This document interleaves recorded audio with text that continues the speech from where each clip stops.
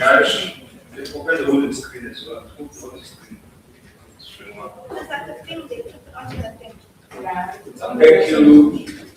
very much. Members of the meeting, this is just an update that we will be starting at 12 o'clock sharp. So those of us who are in the house, let's all get seated and in position. We have about 4 more minutes to continue setting up. Those who are joining us virtually by the meeting at 12 o'clock, you can follow this link. Find each other all around the stage. So let's stage, we're starting at 12 o'clock sharp. Thank you very much.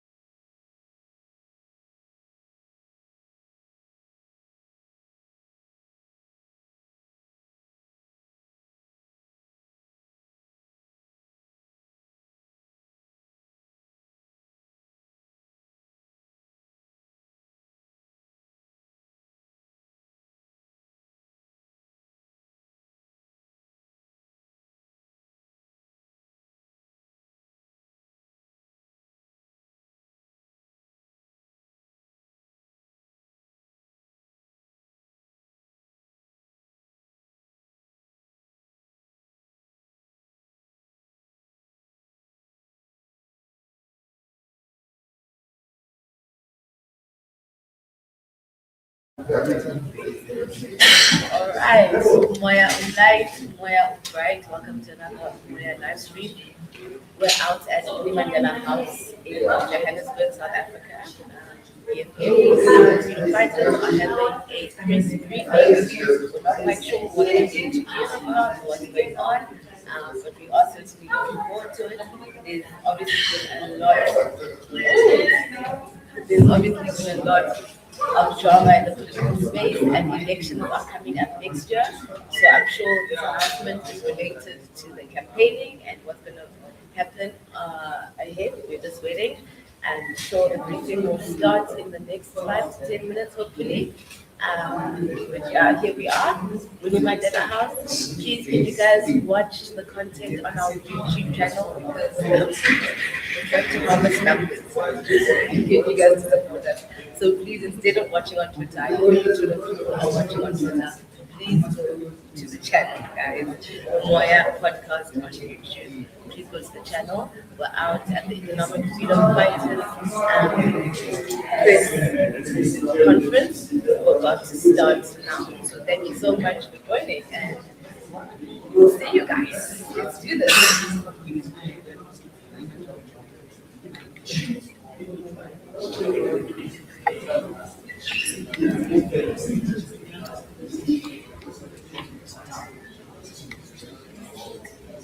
Thank you.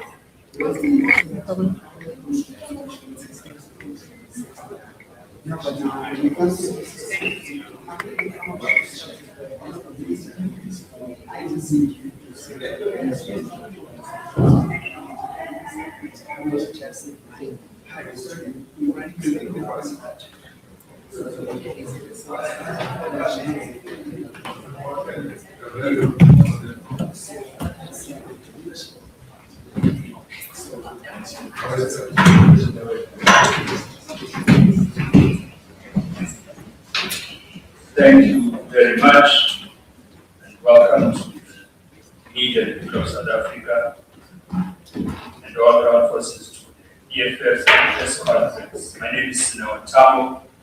I'm the national spokesperson of the Economic Freedom Fighters. So we're going to begin with introductions of the top six, which is present with us here today. On my far left is the Treasurer General of the Economic Freedom Fighters, Malema, and immediately next to her on the right is the National Chairperson of the Economic Freedom Fighters, and then on my far right is the Deputy Secretary General of the EFF, Professor Diana Case, and then on my immediate left is the Deputy President of the Economic Freedom Fighters, Professor Gordon Chikati, immediately next to the DSG Secretary General, Professor Marshall Yaming, and then on his immediate left is the Commander-in-Chief and President of the EFF, who will be taking us through this press briefing today, Commander-in-Chief.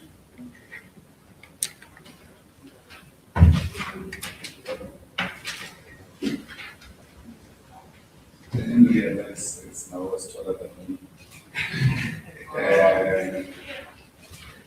Thank you very much, the officials of the EFF, members of the media, the people of South Africa, and the ground forces of the Economic Freedom Fighters.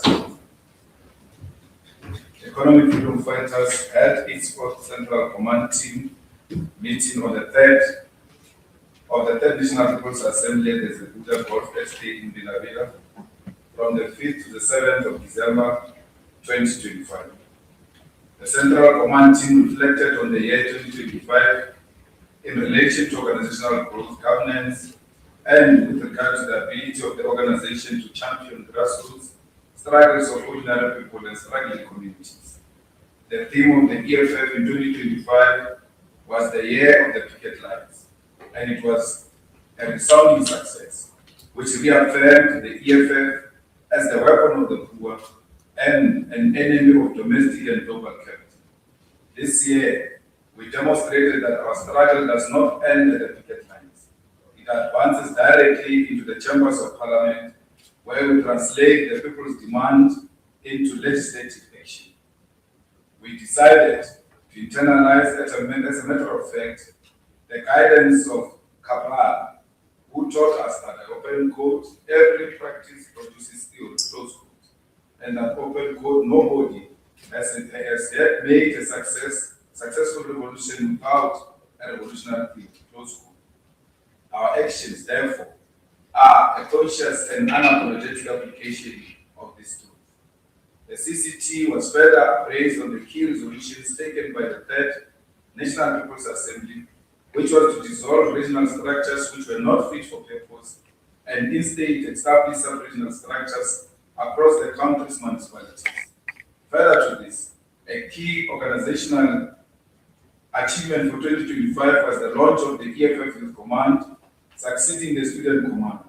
This strategic reorganization, resolved upon by the Third National People's Assembly, consolidates our youth leadership and empower the next generation of fighters for the battles ahead, including the crucial 2026 local government elections. As of today, out of the 224 sub-regions in the county, the EFF has successfully set up 184 sub-regional structures, which represent an 82% completion rate towards having structures across the nation. We must applaud the successful early launches of sub-regional people's assemblies in provinces such as Limpopo and Mpumalanga, because they stand as a testament to the disciplined execution of this mandate. These are an incredible achievement considering it was the first attempt at establishing these structures, and all sub-regional people's assemblies convened without a single incident of violence or bloodshed, and were all independently funded by sub-regional leadership corps and commissars who were deployed in the sub-regions. The CCT wishes to further congratulate the following provinces for reaching 100% target, meaning they launched all their sub-regions successfully.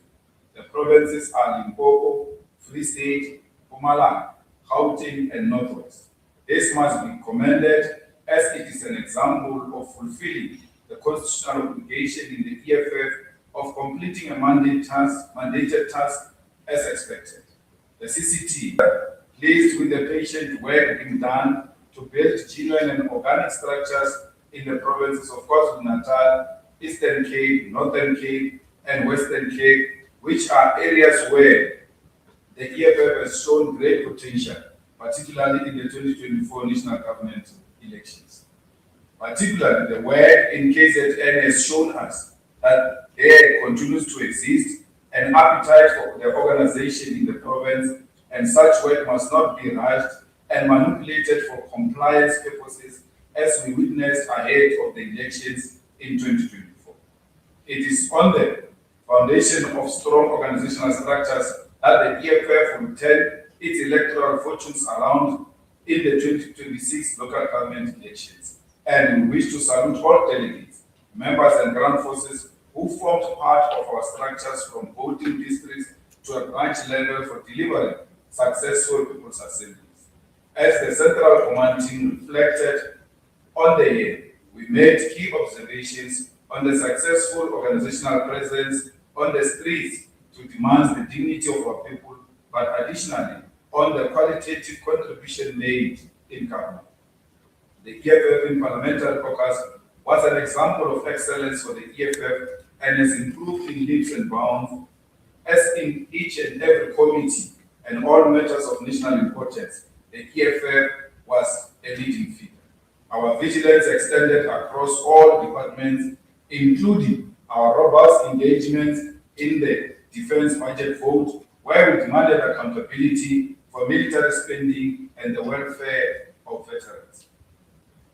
The defeat of the value-added tax VAT increases, which were proposed by the Government of National Unity earlier this year, through logical and superior logic debate by the EFF in the Standing Committee on Finance, the National Assembly, and ultimately the Western Cape High Court, remains a historical achievement for the organization. It was for the first time that the budget process was subjected to intense scrutiny, and first time that the budget process was subjected to intense scrutiny and revision. And National Treasury's neoliberal and austerity-based budgeting was confronted by the EFF utilizing the money bill and relevant legislation to protect poor and middle-class people. This victory is not an isolated event, but a critical battle in our enduring war against the neoliberal economic framework, a framework that we have sought to dismantle since our inception and fought through our struggle for the nationalization of mines, banks, and other strategic sectors. Despite collusion by parties within and outside the GNU to manipulate the South African people by making commitments which were not grounded in law, it took the EFF relentless effort in Parliament and through court actions to defeat taxation without consultation.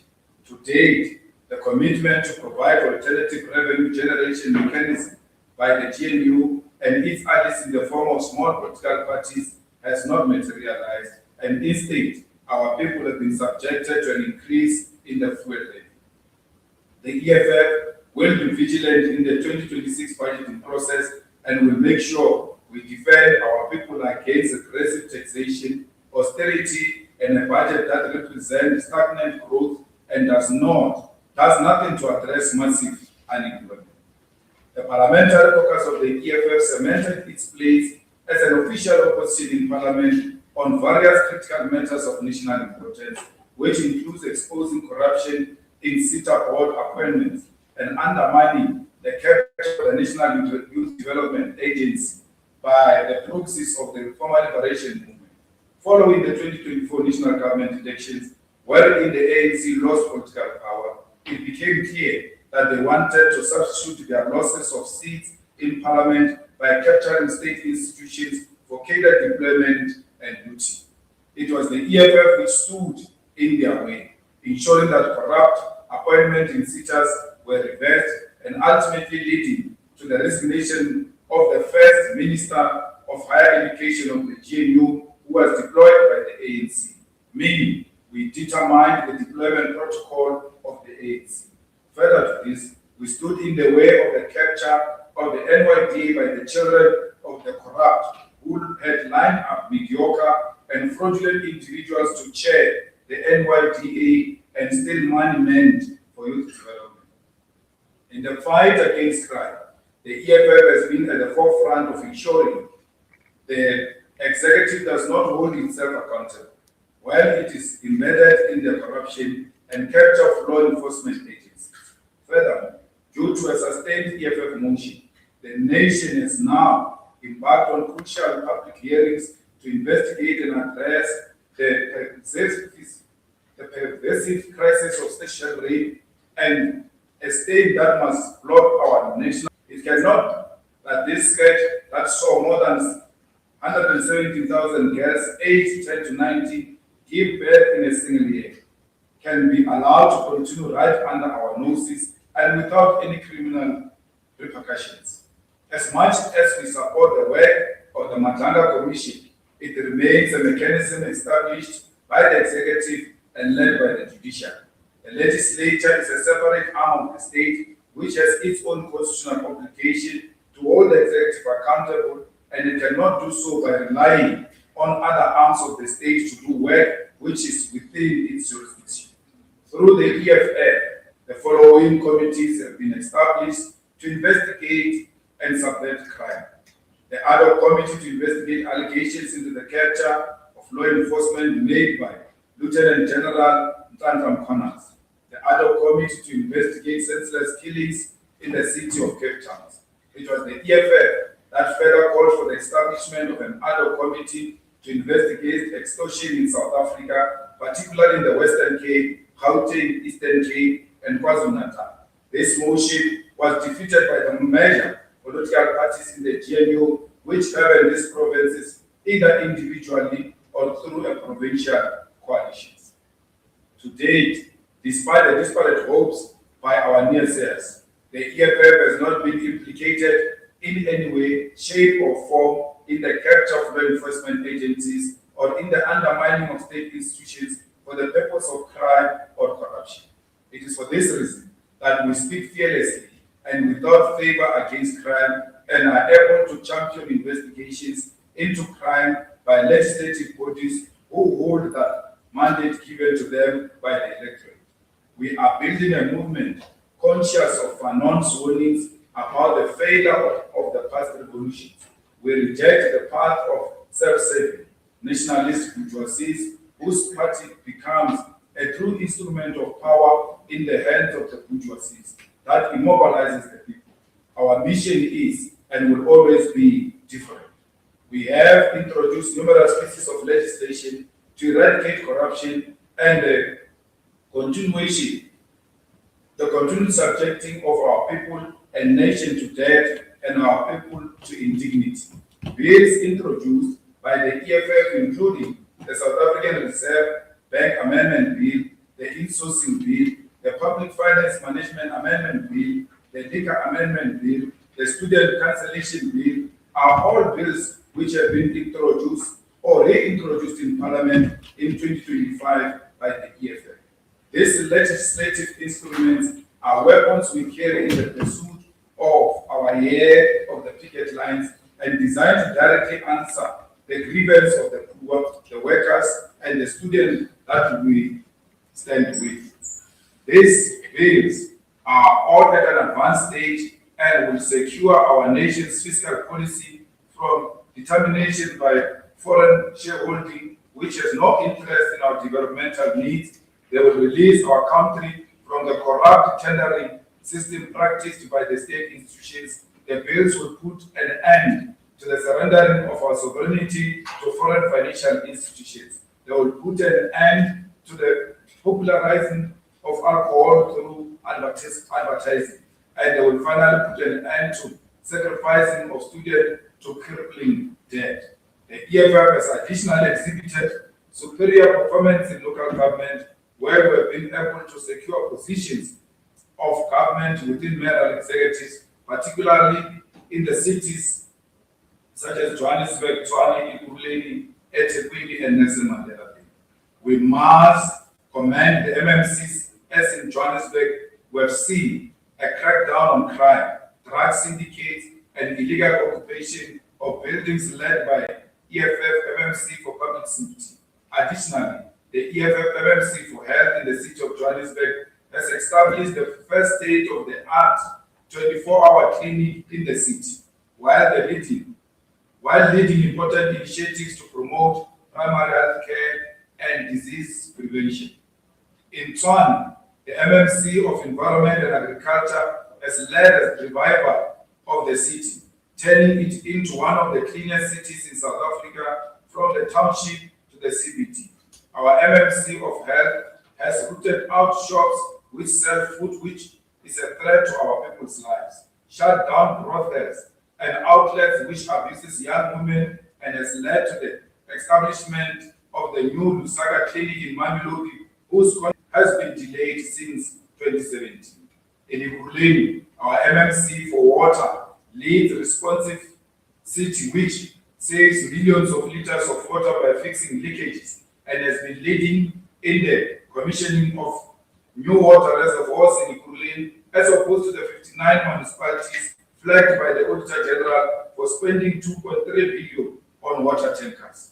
It was an EFF motion which led to a resolution by the city of Ekurhuleni, the council, to insource 700 cleaners and 290 Ekurhuleni Metro Police Department officers, a motion which was allocated its rightful budget this year of 2025. In eThekwini municipality, the EFF chairperson of Human Settlements, Engineering and Transport portfolio has focused its attention at building houses for people who are displaced due to natural disasters and are living in unsafe areas, and has revitalized bridges in a city that continues to struggle with damaged infrastructure due to floods. It was the EFF Nelson Mandela Bay Council that led by the EFF MMC for Budget and Treasury, who, following a declaration by the President, declared the debt of Ekurhuleni Old Age Home in Sweden, which amounted to 3.3 million. The EFF continued to run clearance of debt of indigent communities in Nelson Mandela Bay. It was the EFF in the Buffalo City Metro which defended the vulnerable people whose homes were being demolished after they had built them using hard-earned money, and subsequently secured a court to stop eviction, which were being done without providing an alternative accommodation for the residents. Our governance track record is one that will guide our 2026 local government election strategy, and at the center of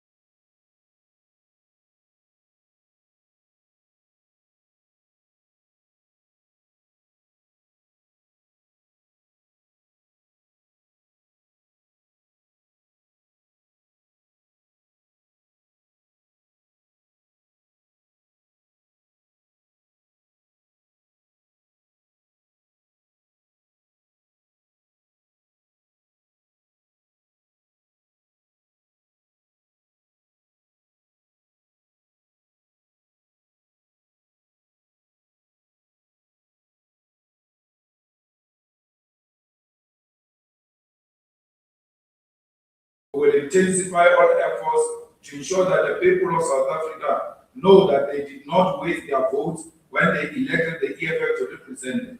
We know our duties and our mandate in Parliament, and will fulfill it to the best of our ability. Every action that we take is guided by our unwavering commitment to our 7 cardinal pillars, the revolutionary and living compass that has directed our struggle since our founding. The current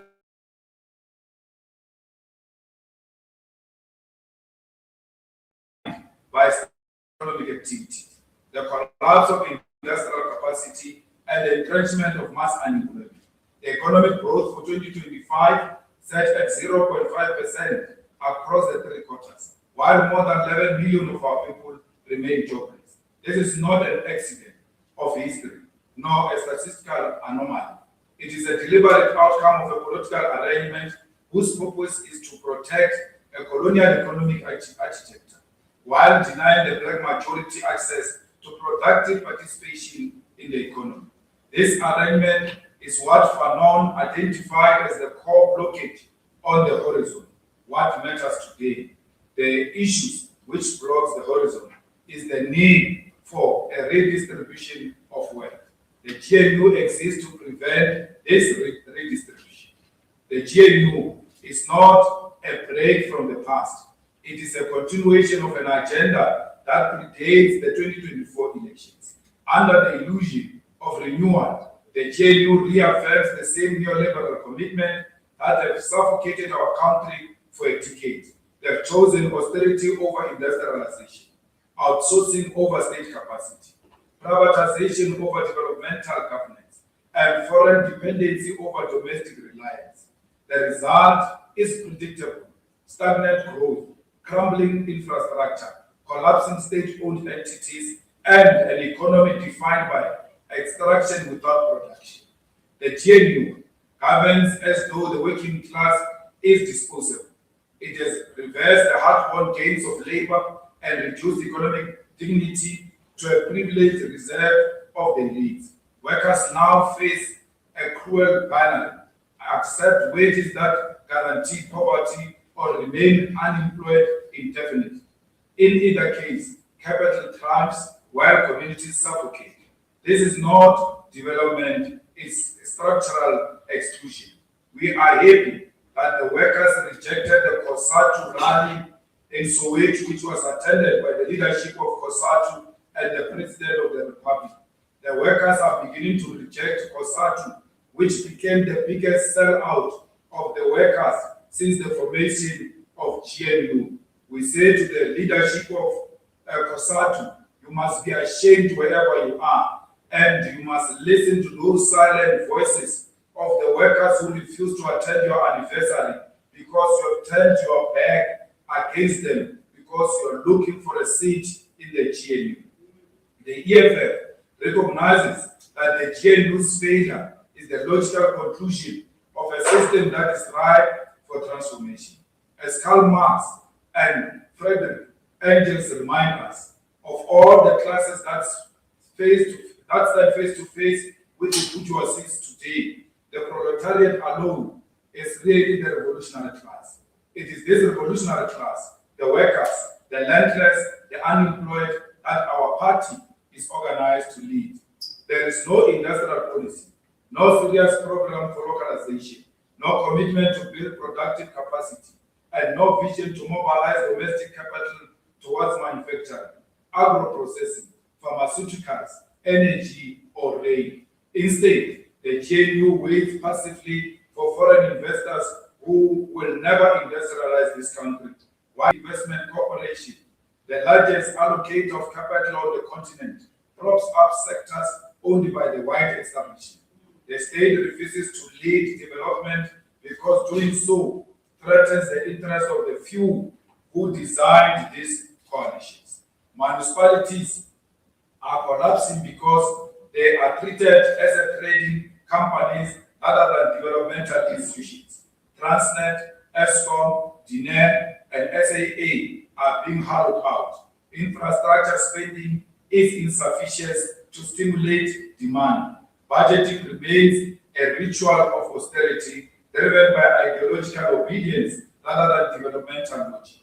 The GNU has tackled budget that produce inequality, deepen unemployment, and suppress social mobility. Every opportunity to stimulate growth, expand public capacity, and ignite jobs creation has been ignored. By all developmental metrics, the GNU has failed. It has failed the poor, it has failed workers, it has failed the youth, and it has failed the nation. What we confront is not governance crisis alone.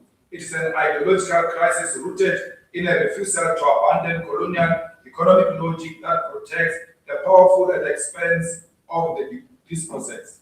The GNU cannot grow the economy because it has no developmental imagination, no structural capability, and no commitment to transforming ownership patterns. South Africa deserves leadership capable of building, not outsourcing, industrializing, not privatizing, empowering, not excluding. Only developmental agendas anchored by the state can reverse the decline and restore dignity of our people. The EFF has taken note of the rise of the US imperialism and fascism under the Donald Trump administration, which is engaged in a war crimes against people democratically and domestically and internationally. The onslaught on the people of Venezuela for the sole and admitted purpose of taking over Venezuela's oil refineries, the manipulation of the electoral processes in numerous elections in Latin America, the disruptive rule of Donald Trump in the Middle East, including threat to colonize the Gaza Strip after funding the genocide of Palestinians, has resulted in the EFF correctly characterizing Donald Trump as a reincarnation of Adolf Hitler. We recently condemned in the strongest terms the disgraceful and politically motivated decision by FIFA to award Donald Trump a so-called FIFA Peace Prize, an act which represents a direct violation of FIFA's own regulations and an endorsement of modern-day fascism. His attempt at unilaterally inviting and uninviting countries to the G20 simply because of his political interest further confirms the assessment that Donald Trump is the new Hitler that the world is faced with, and failure to recognize this reality will result in devastating consequences for the global political and economic order. The EFF reiterates its continued call for global solidarity against Donald Trump and his reckless policies, including trade, tariff, and foreign policy, which is underpinned by a desire for war and sustaining of an economic built on military strength and imperialism rather than economic cooperation. Our stance is rooted in our foundational Pan-Africanist ideology, which demands African unity and resistance to all forms of neocolonialism and imperialism. The continent, the diaspora, and the world should cease from presenting themselves as subjects at the Oval Office in order to pledge loyalty to fascism. The first sign of resistance to the fascism of Donald Trump will arise at the coming G20 meeting, and contrary to the over-diplomatic stance of the South African government, the EFF calls for a boycott of the G20 in Miami, Florida, if South Africa is not allowed as a result of the declaration by Donald Trump. The world has defeated fascism through solidarity, and there is no diplomacy with fascism. We must unite now or perish. The EFF wishes the people of South Africa a blessed and happy festive season, which must be characterized by love for those who are less fortunate. During this festive season, let us keep in mind and in prayers those who continue to live under oppression and conflict in the Democratic Republic of Congo, in Sudan, in Ethiopia, and Palestine.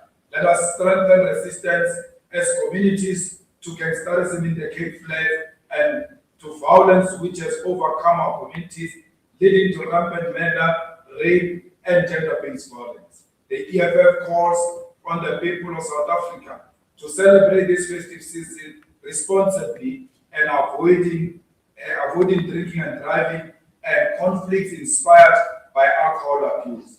To fighters and ground forces, let us protect our communities and recover for the war to come in 2026. And that war will begin as soon as the year begins with Umtana Eskoleni campaign and the Sofunda Ngekani campaign. Education is the future of our nation, our continent, and the EFF must be at the forefront of ensuring that no child is denied access to education because they cannot afford. We fully embrace the responsibility of our historical moment, determined as ever to fulfill a yielding mission of our generation.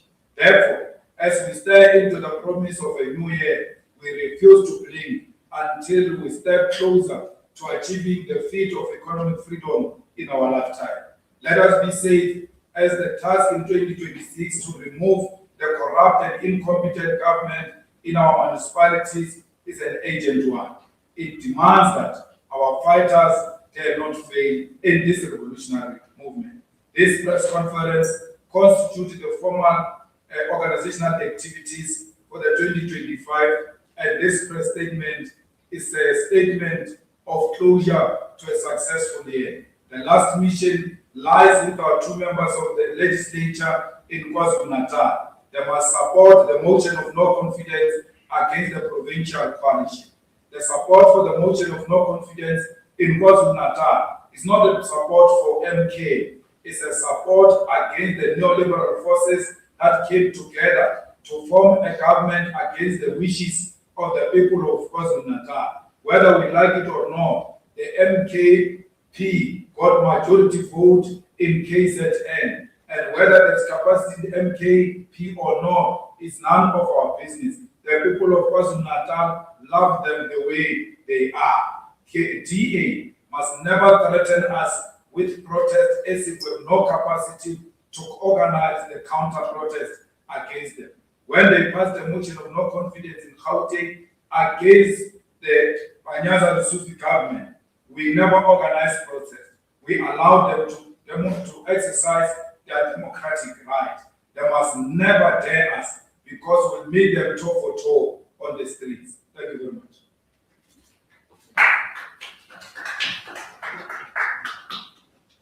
Thank you very much, Commander-in-Chief and President. We're now going to take the first round of questions from members of the media who are in the House. So I'm taking the first round of 5 hands.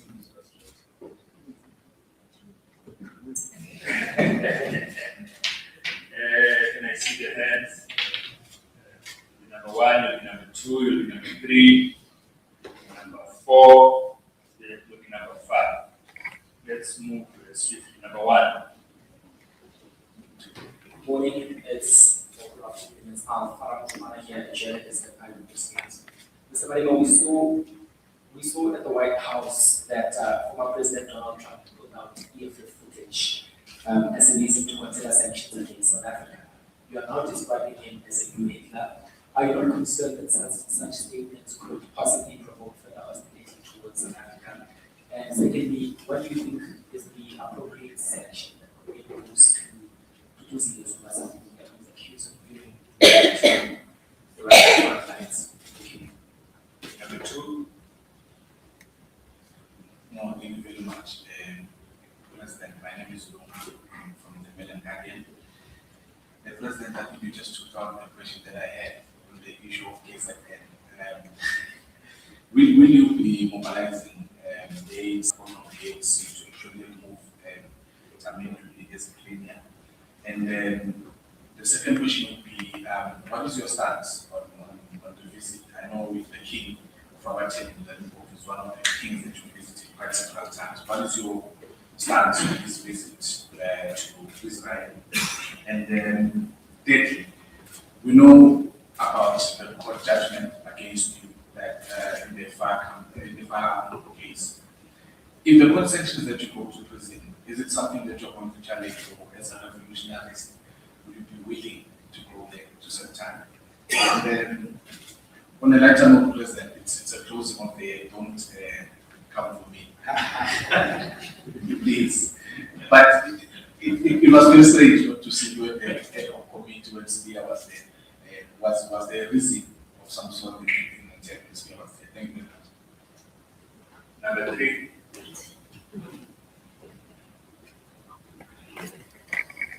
Good morning, leadership. We want to ask about G20. We noticed that we are the only Black people in the room when it's lots of white people there at the G20. So I wanted you to unpack for us why we should support the G20, what it stands for, and if America is the biggest economy and it's rejecting you specifically, then does it not mean that it's not for us? Because the EFF pushes Africanist politics. And if G20 is rejecting you, then does that not mean that as a collective, we should be rejecting them? Thank you. Number 4. Alfred, switch off your mic. From Livestream Africa. Just to add to the question of how and the US are the G20. You say you're calling for the boycott of this summit. What strategies or what practical steps do you think the South African government should take in terms of supporting that boycott? And secondly, on the issue of kingdom, there's been a debate whether kingdom and traditional identities should be involved in consolidating international policy, international relations policies. What's your take on how international relations policies are consolidated through various sectors, whether we talk about government and traditional leadership? Secondly, in terms of preparing, thirdly, in terms of preparing for the local government elections, are you going to take any steps in terms of structuring some of the provinces structures that are not doing well, but also KZN specifically? I think with how the leadership there has done throughout the by-elections, but also based in Cape. You also mentioned that you're making inroads in suburban areas. Can you give us more specific strategies in terms of how you do the trade opportunities there? Number 5. Good afternoon. My name is Refilo Mochwari. I'm from Journal News. It's a newspaper in Free State, Northwest and Northern Cape. CIC, with regards to the preparations for the local government, what are your thoughts on new political parties that are being formed, particularly those that are break away from the EFF? For example, the Liberia Party. Do you think that this is going to, or this might reduce the EFF votes during the elections? And my second question would be with regarding the ad hoc committee on Makanga provision. Do you have any kind of relationship with Ed Matala? President.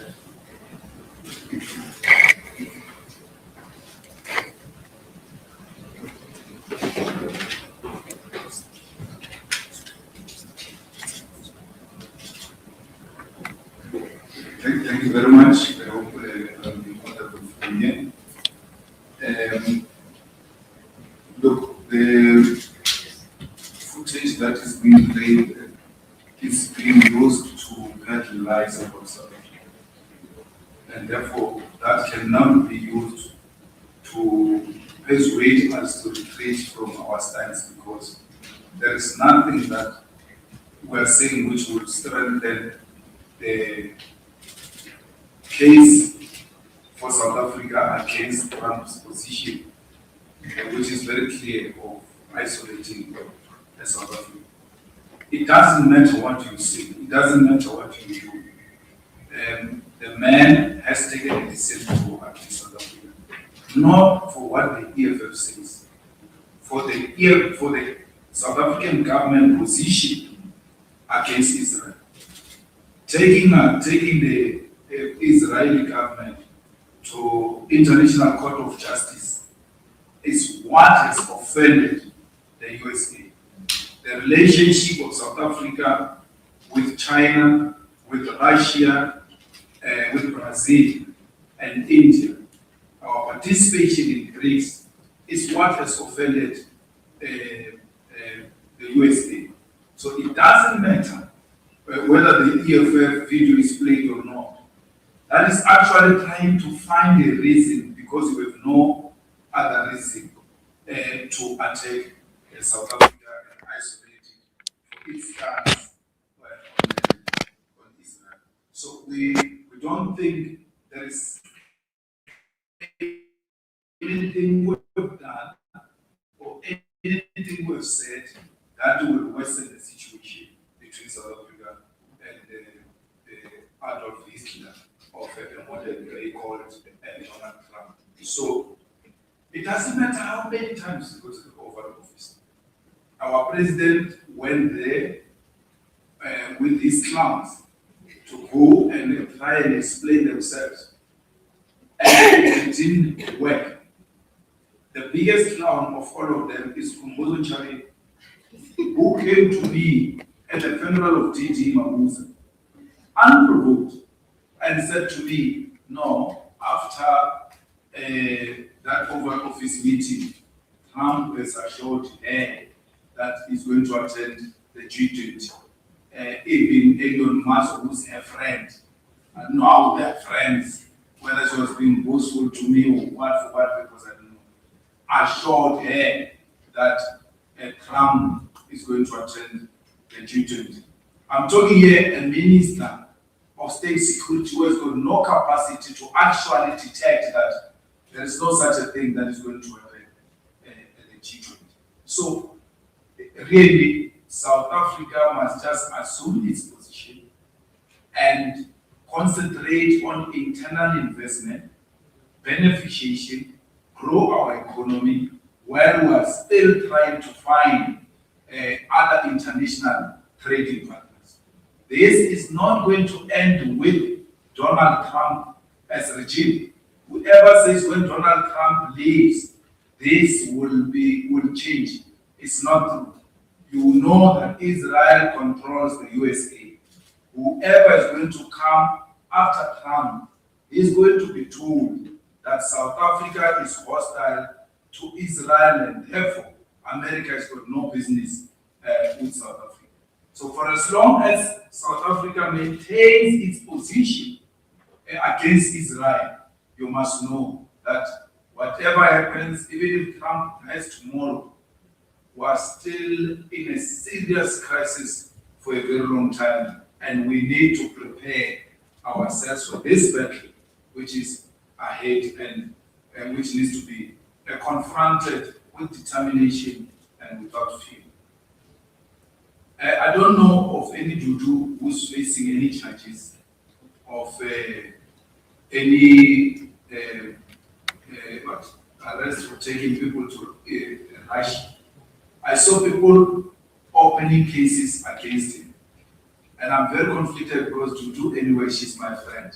So maybe SD should have responded to that law. So I just saw people line up in a police station to open a case. And then I saw her also line up to open a case against another person and all of that. So as far as I'm concerned, unless I'm wrong and I can be corrected, there are no charges against Dudu for taking people to Russia. So let's not be ahead of ourselves. Let's allow the process to take its own course. And if she's charged, and if she's engaged in illegalities, the law must take its own course, and she must be held accountable if she has done that. But until then, let's not be driven by some excitement. Let's wait until we get. I know she's in court for I see you, for treating I see you. July unrest, and then they said she incited the violence. And then they charge her for something she said after. So the violence takes place, and then they burn a truck or they steal chickens from a truck or a mall or something. Then she says after, I see you. Then they say that tweet incited the stealing of chicken. But by the time she said, I see you, the chicken was stolen. So I'm still to understand what really is going on there. You are unnecessarily going to make the Limpopo a hero out of a non-existing case. So that's my issue. But well, she's before court and she's going to answer to that. We support, I said, the motion of no confidence. You need to differentiate between supporting a party and supporting a motion. So there's a motion on the table, irrespective of who put that motion. If the motion makes sense to the EFF, we'll support it. We supported a motion in Parliament motion of no confidence against Zuma put by DA, which we have serious ideological differences with. But the motion at the time made sense, and we supported it. The motion in Gauteng didn't make sense. Panyaza is made blankers. Panyaza is not our favorite card. If there was we should have our own preferred premier as the EFF. But you're not going to use your issues with the ANC in Gauteng to destabilize government for political expedience. We're not going to allow that. And therefore, we refuse to align ourselves with that motion. We are an organization inspired by superiority. It doesn't matter who you are. If you make sense, we'll agree with you. We're not petty like that. We're not kids. We're not girlish. We're girls in high school. You agree or disagree with them. As long as you don't make sense, you don't agree with them on something, you disagree on everything. That's not us. We're not boyish who hold boyish differences and take them into a political arena where a logic must reign supreme. So in this case, the Secretary General has been assigned to go to KZN to make sure that motion succeeds. And we call on MKP to call Jacob Zuma to come to those negotiations, because the problem with them, you talk to them, you agree. It takes weeks to come back and execute because they're still looking for Jacob Zuma, who's nowhere to be found.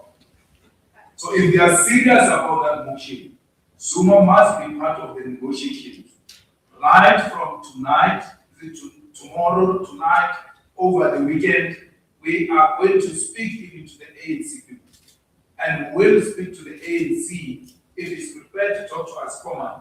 But if it's not talking to us formally, nothing stops us from going to speak to ANC individual members of legislature to speak to their conscience and do what is in the best interest of the people of KZN. The ANC's argument is they have deployed fools everywhere. I mean, look at Dr. What is his name? Tlakaza of Ikulele. The guy is inherently stupid. He's a fool. He doesn't even deserve to be a chairperson of a burial society, because December we're likely not to get our groceries or monies if that one becomes a chairperson of a burial society. A fool driven by its ego, testosterone, and all manner of things that are not political. But because we agreed that where a party has got the majority should provide that mayor, we can't dictate to the ANC who they must put because they've got the majority. And that is one of the ANC policies and principles, by the way. The MKP has got the majority in KZN. The people of KZN gave you a signal. Whether there is capacity in MKP or not, I'm really not interested. Maybe the people of KZN love them foolish like that. But who am I to determine what the people of KZN want? They've spoken what they want. They've given us the direction. And we ought to respect that if we respect democracy. So, more than anything, that is what inspires us as the EFF. And if the MKP gets in government and become corrupt and mismanage government of KZN, we are there to hold them accountable, to fight with them, like we're doing with the president of South Africa. We're doing with the Premier of Gauteng and everywhere else. In Gauteng, the people still gave the ANC more numbers at what, 36%. That's why they provided the premium. MKP is not 36%, it's 45. 47%. It's not 36. It is democracy when 36 is ruling Gauteng. We allow that, but we refuse to allow democracy to rule KZN at 47%. That doesn't make us an MKP friends. We are not friends. Our relationship is still what it was yesterday, but we cannot go against the will of the people. At least respect the will of the people. It doesn't matter how much you disagree with those people in KZN. We'll continue to have a relationship with the royal family of our team as a royal family recognized by our nation, by our people. Dalinga was politics as an individual, and if he's a member, he's a member. You check him on the system. If he's a member, he's no longer a member because he defined himself outside the organizational policy. It's not us who chased him away. If he's a member, he chased him away. So you have no business, none whatsoever, with being a member of the EFF. But do we require kings to be members of the EFF for us to have a relationship with the kingdom? No. Moses is not a member of the EFF. I was at his wedding. And if given an opportunity, I'll still go and meet with him. His membership is irrelevant because I have to respect and recognize the traditional leadership. As it were, actually, the kings should not be allowing themselves to join political parties. Because all of us belong to that royal house. So if I stand here and say we're fighting with our Temu as a royal family and the kingdom, it means Fuyano will have to choose between the EFF and our team. And we cannot do that because of an individual political action of a king who decided to be completely out of order. The king of our team is not a politically amateur individual. He's a trained soldier. He's from exile. He's politically trained. He understands very well the problem between Israel and Palestine. For whatever reason, he decided to do what he did. We completely disagree with that. And therefore, in our membership system, we will never have an individual who side. We never ever. Remember, we're still fighting now for Parliament to implement a motion of no confidence, a motion passed by Parliament to close the Israeli embassy. Till today, Ramaphosa pretend to be fighting Israel's genocide, yet the embassy of Israel is still open against a parliamentary motion that is passed. They do a domestic work of trial, pretending to go to court and all of that. The real action will be to close this Israel. We're fighting. Whether you like it or not, we're fighting. There is a war going on. America is leading the charge for our position on Israel. What more are you scared of? Close the embassy of Israel. We cannot share a territory. We cannot share our land with murderers. We must never allow that and then pretend in international platforms as if we are with the victims and the children and women of Palestine. So that's where we are. So you see me tomorrow, Ismail, waiting that in jack. Don't say, what is that thing they call us? Flip-flopping. Melenyate. Ukumkan kashle. Ukumkan. Because that's who we are. Doesn't matter how I feel about his political views. Don't get it twisted. So these ANC people who treat him badly because politically it doesn't agree with them. It's wrong. It shows political immaturity. Because whatever happens, recognize that kingdom and give it the respect it deserves. Some of the things he's doing is being pushed away because of the way he's being treated, but it's still it's not justified for what he did. Being a revolutionary does not mean you must commit suicide. You said I must not be too hard, so let me not be too hard. That's why revolutionaries take guns and shoot at the enemy and fight the enemy. They don't say because we are revolutionaries, let's appear in front of enemies and the enemy must shoot us and kill us to demonstrate we are revolutionaries.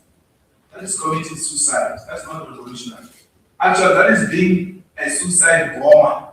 We're not suicide bombers. I've been found guilty. Not because I committed crime. Because she's punishing me for my political views and using a non-existing criminal matter which is not me. Let me school you a little bit without fighting so that when you have holidays, like sense of Tulu, you reflect on this thing, but don't announce any dissolution or PKT. We applied for 174, me and Adrian, 174, to be discharged after the state closed its case. We say the state has not held a case against us, therefore discharge us. She refuses to discharge us and says, when you refuse to give 174, you mean there's a case you must answer. Fair enough. We say, okay, that's fine. I will take the stand and answer my case, which I did. Adrian refuses to answer the question. He says, no, I'm not going to take it. In fact, the ballistic expert will answer the case on my behalf. In fact, the gun law expert will answer the case on my behalf. In the judgment, you say that ballistic expert of Adrian did not answer the question, he was the most useless person.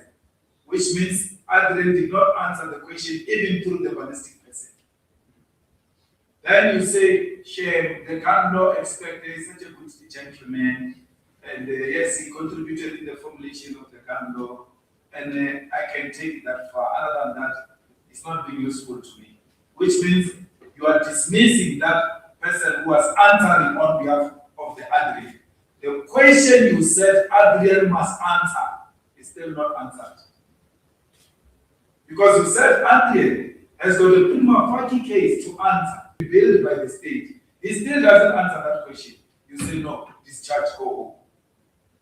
Why did you give him 174 at the beginning? Because you said he didn't, there's a question to be answered. He still doesn't answer that question. You say discharge. So that's a level of madness you are dealing with. And an extreme incompetence. We are preparing now for a pre-sentencing trial. She still has not provided a written judgment. The social worker who prepares for my pre-sentencing trial, she's looking at the judgment through YouTube. That's the justice I'm faced with.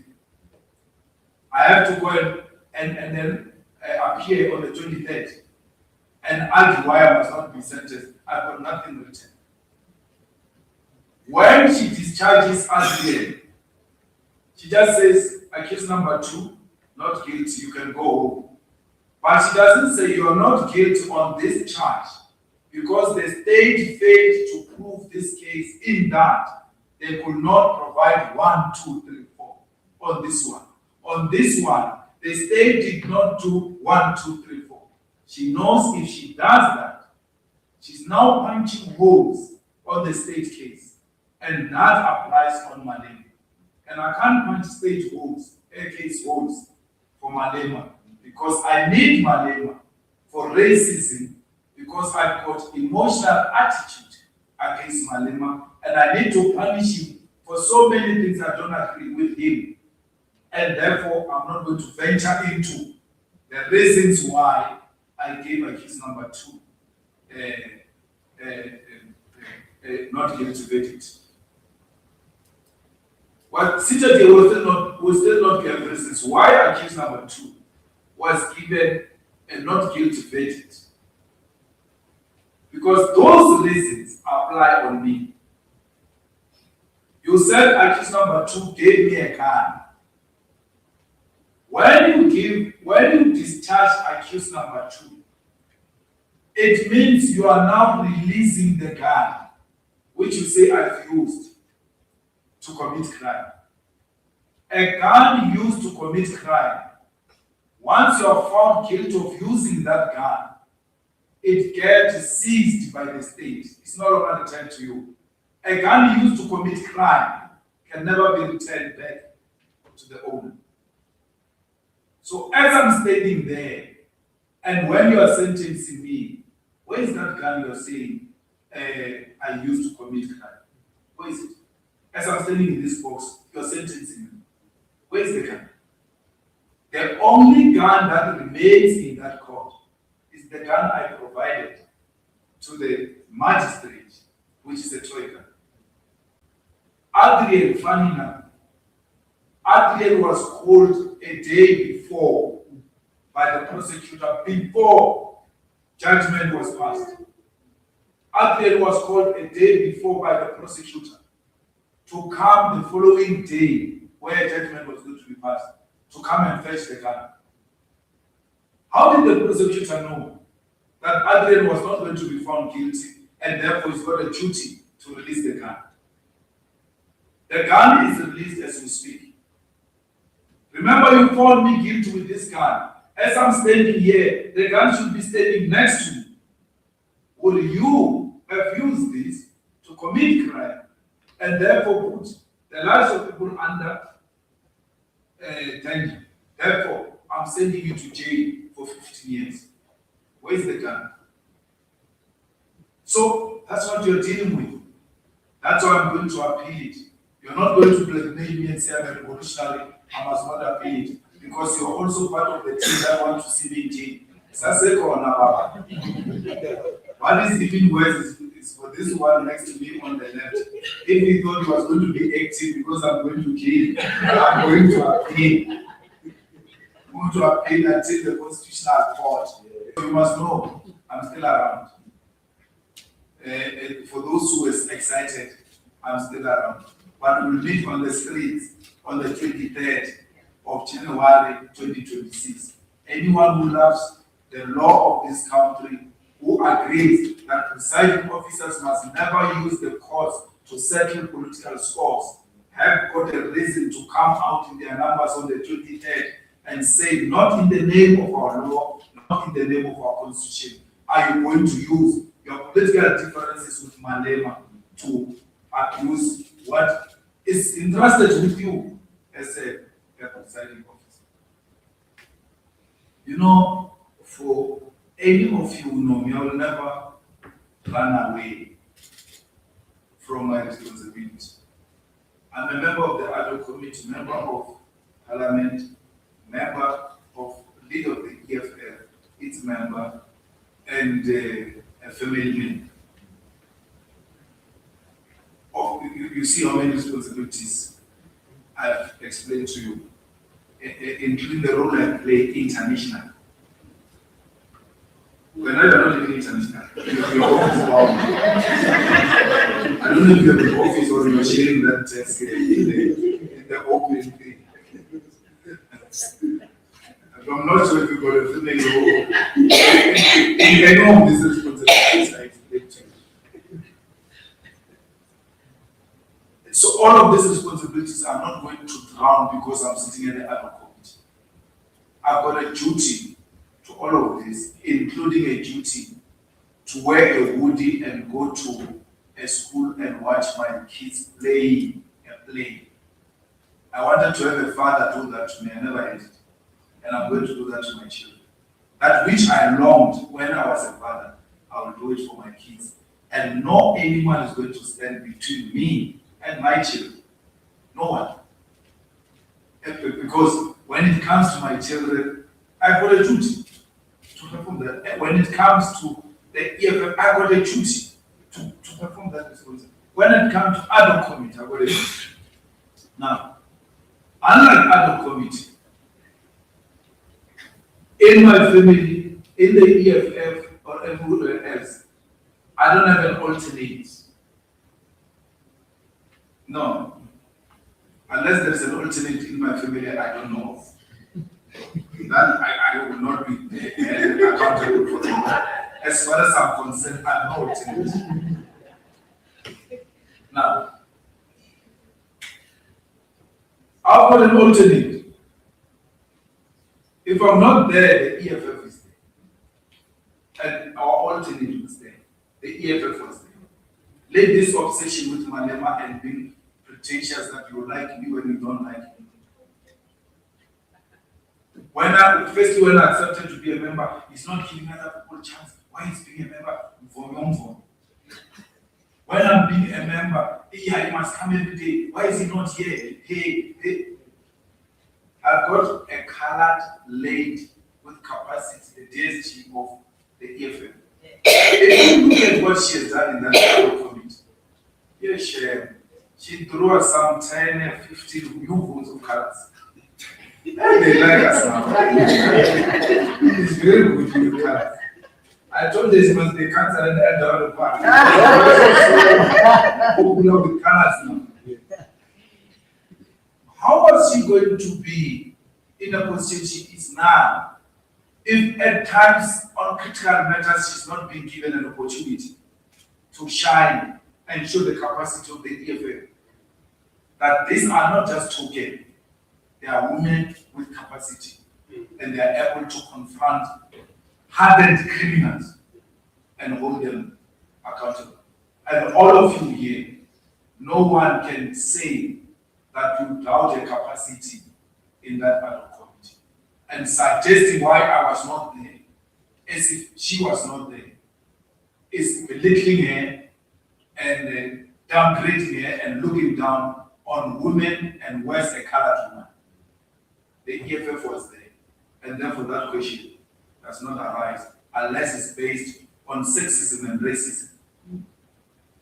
Be careful what you are not asking when you ask that question, because there's something you're not asking. So I'm not scared of Sevilla. Sevilla is messed up. I don't know how Sevilla is going to come out of this one. And if Sevilla was a human being, firstly, he should not have challenged his suspension. Secondly, he should not be putting us through what he's putting us. By now, Sevilla should be begging and going home and negotiating his pensions. Because if he's going to take us this long, he must know he's eating on his pension. No government is going to pay his legal fees. By the time this thing comes to an end, they say he's guilty in all front. The bills are coming in, and the bills have to be paid by pensions. The pensions will have to be garnished. So it's not for me, it's for him and his wife and his family to take that decision. My guy, let's say what is left of this thing and see what else can be done. His performance in the absence of Malema was so poor in the other committee, extremely poor, and it exposed him.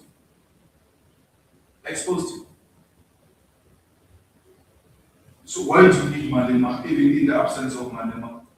Sevilla still performs so bad that other committee still exposes him. Shelby, you know, if Malema was there, it was going to be worse than that. That's what you missed, I understand. The man still hasn't performed well in the absence of Malema. So if you thought I was staying away because I was rescuing him, or if I stayed away because I wanted to rescue him, it didn't happen. It didn't serve any purpose. The guy performed very well. You know, we are part of the flow. globalization, it was not of our own design, but the world evolved to become a global. And these multinational forums where we're able to express our views, whether we had or not, made a space for us to go and articulate our views. We ought to utilize those forums. Let's take, for instance, the UN. It's one word which is a very good idea, ideally, but in practice, the big brothers don't take anything it says serious. You bomb UN missions in Palestine. You bomb people who are going to supply food. UN missions. Who are we in the bigger scheme of things? The G20 helps us to engage in global economic matters, to express what could be alternative ways to can get the world better. The G20 is out of the 2008 banking crisis, which plunged the world into an economic crisis, and was trying to find an alternative platform international where such things can be avoided. It's now being utilized by a fascist law to settle political scores. So you will know, Nzigi, that where we are not wanted, that's where we are going actually. There where America doesn't want us, that's where we want to go. Because it doesn't matter, we want to express our views. It doesn't matter how much veto power they've got in the Security Council. We want to sit as a permanent member of the Security Council and challenge this thing of veto powers. We know we're not wanted there, but we want to sit there. Yes. We're not going to retreat about that. We're not going to retreat that because we're not. The G20, sadly, there's no one who doesn't want us in the G20 except this fool. It's this guy who's got a problem with us and by extension America. And America is not a G20. We are a founding member of the G20 and no one is going to push us away. We are going to mobilize international communities to condemn Trump's action. We still have a year where we need to mobilize communities. I want to say it here without any fear of contradiction. Ramaphosa handled this saga very well. If it was me, it would have been worse. He did. That's what diplomacy. You see, that's the thing with diplomacy and all of that. You want to strike a balance. The guy handled that thing very well, very successfully. In a situation where he was confronted by serious hostility. It's not easy to fight America. It has never been easy. But like Fidel Castro, we're not going to retreat. Castro, under serious difficulties, under embargo by America now for more than 60 years. Cuba, without toilet papers. You know, in Cuba, when you go to a toilet, those things of toilet papers, you call them ply. They count them for you. Huh? That thing with 1, 2, 3, 4, cut it and give you. They don't give you that thing of the whole rod to the bathroom. That's how much bad it is. And we agreed with the teaching that we need to join the mission of the Communist Party to send food worth 1 billion to Cuba. We are suffering, we are poor, deep stolen, but we are in a much better position compared to those comrades in Cuba. Why are they suffering like that? Because they decided to take an ideological position against imperialist forces.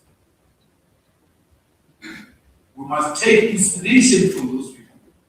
And where we can have the Cubans, let's do that. I said to the TG, if we ask, because Ours is very clear. That thing of declaring money to the IEC and nonsense is a mission of the Oppenheimers to see who's funding the gift.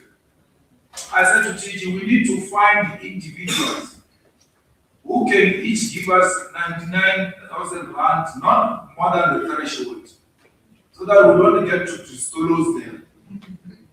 Put that money together, buy food, and send to Cuba. That's who we are. Insult us anyhow you want.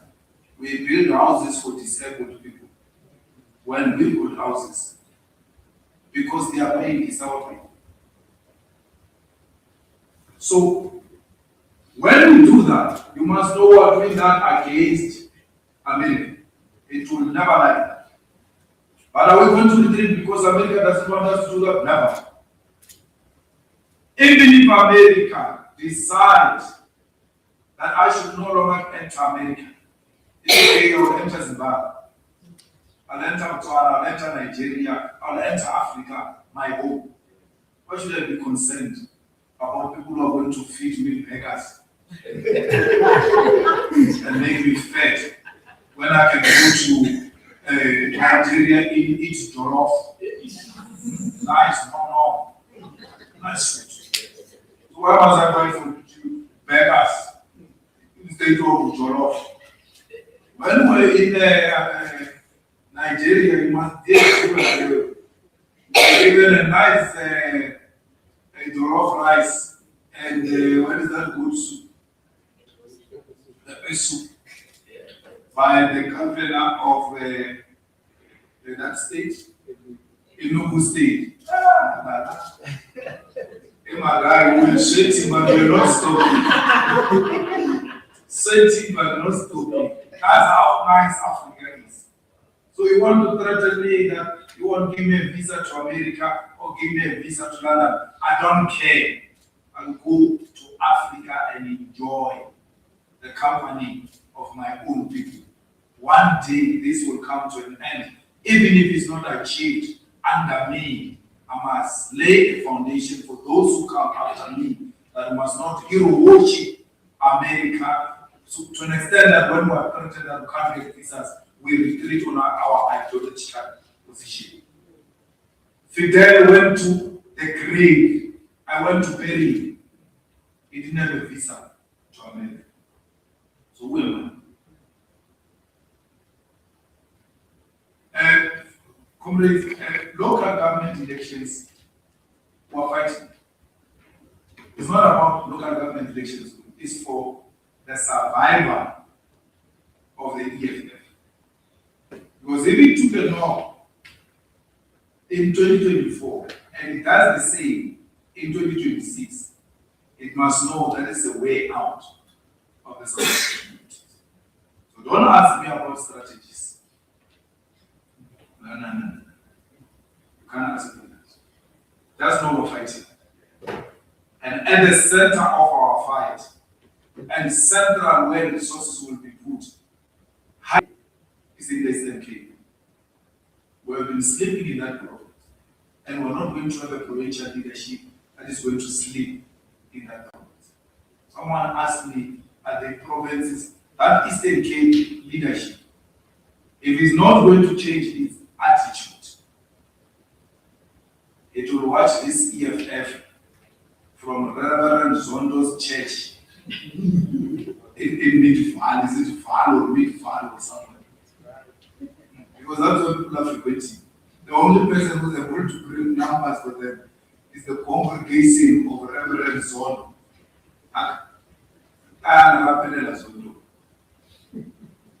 We have no place here for people who want prayers. One prayer, Zondo is waiting for you. In return, you shall march in his support for his rape case when he appears in court. Not here. Here, we're not going to loiter around with people of no fame and substance. The performance in the by-election of Ikuruleni yesterday has been sanctioned here now, 2 o'clock, when we finish. They are coming in. They must explain what happened. We are in that era where if you lose a single vote of the EFF, you have to come here and explain why. And why must we keep you? Because there are clowns who are running around here in Gauteng and then who are more into monies than the actual organizational work. So we're not going to have such people in the EFF who are going to bring in ANC tendency. Because what made the ANC decline, I can tell you now without fear, it doesn't sanction mediocrity and laziness. Indiscipline. You know, I was in the ANC when I was going through my problems of SARS, of the criminal case in Limpopo and all of that. And then we'll go to the NEC, and on Sunday I'll be in the front pages of all newspapers. Not a single person will ask me, what's wrong with you? Why are you doing the things you're doing? Can you explain this? In the NEC, they will all be there, the president will be there, everyone will be there. They will still pass like nothing happened. I can tell you now, Begitele was at the NGC of the ANC. I can tell you now, no one asked him, why did you take Headsman, Matala's man? Why did you sleep at Matala? No one. They never do that in the ANC. Hold you accountable. I went to school after the ANC because no one in the ANC has ever said to me, why are you not going to school? Why are you not turning around with this Ujoy thing? You are still young. To hit to a credit anyway is a Nalin Pandu. After I said to her, I said something bad about her. And then I couldn't sleep that evening. My grandmother called me and said, well, you don't speak like that about an older person, especially if this person is not speaking like that out of her own wish. That's who she is. You have to go to that woman and apologize to her. We went there with Ulema, a very good friend, called Ulema. We looked for her and she called us somewhere. She was in a meeting. We went. And I went to apologize to her. She was there. I can't remember if Margaret was there. Then after we spoke for too long, she said, no, I understand me. It's okay. I understand. That's fine. Can you all excuse us? Go outside. And then she said to me, Julius, why are you not going to school? You're too young. Go to school. No one has ever said that to me. And that's what declined. That's what led to the decline of the ANC. They never hold anyone accountable. We catch a boy who has been fraudulently using these qualifications in the NTA, wanting to be a chairperson of an NYTA from Mara, is a TG of the youth. I can guarantee you now, no one has called that boy after that expose in Parliament. No one in the ANC has called that boy coming. What is this nonsense? You see, this one who's chairing the press conference, he doesn't have a driver's license. Doesn't have. In the past CCTV, this issue was a subject of discussion. How are you going to drive around and sell it? Because driving is not luxury, it's a necessity. Yes. Thank you. It's a life skill. Yes. It's like swimming. Someone was asking me to know swimming in 8 months. Who do the little slippers?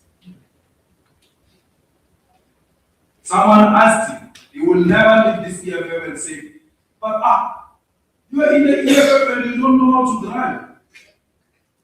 And he says, he won't say, I will never. You must ask him, we say naturally.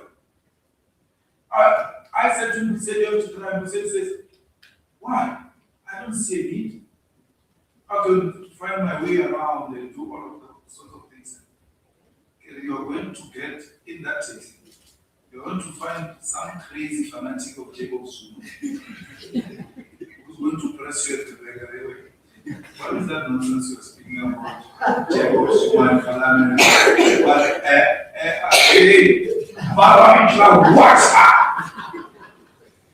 it is not only that necessity and life skill, it's also security. I'm not saying by the right, I'm saying right. And you can go and ask him. He refused. And he once said to me, you know, we say he's smart, you can't take that away from him. And he says to me, how can drive? I mean, if you just give me the theory of how you do it, I can drive. So once they were said Marikana, where they showed people, we were preparing for something of the people. It's a comrade of ours called Sam. He's now a pastor. I don't know where Sam is. China.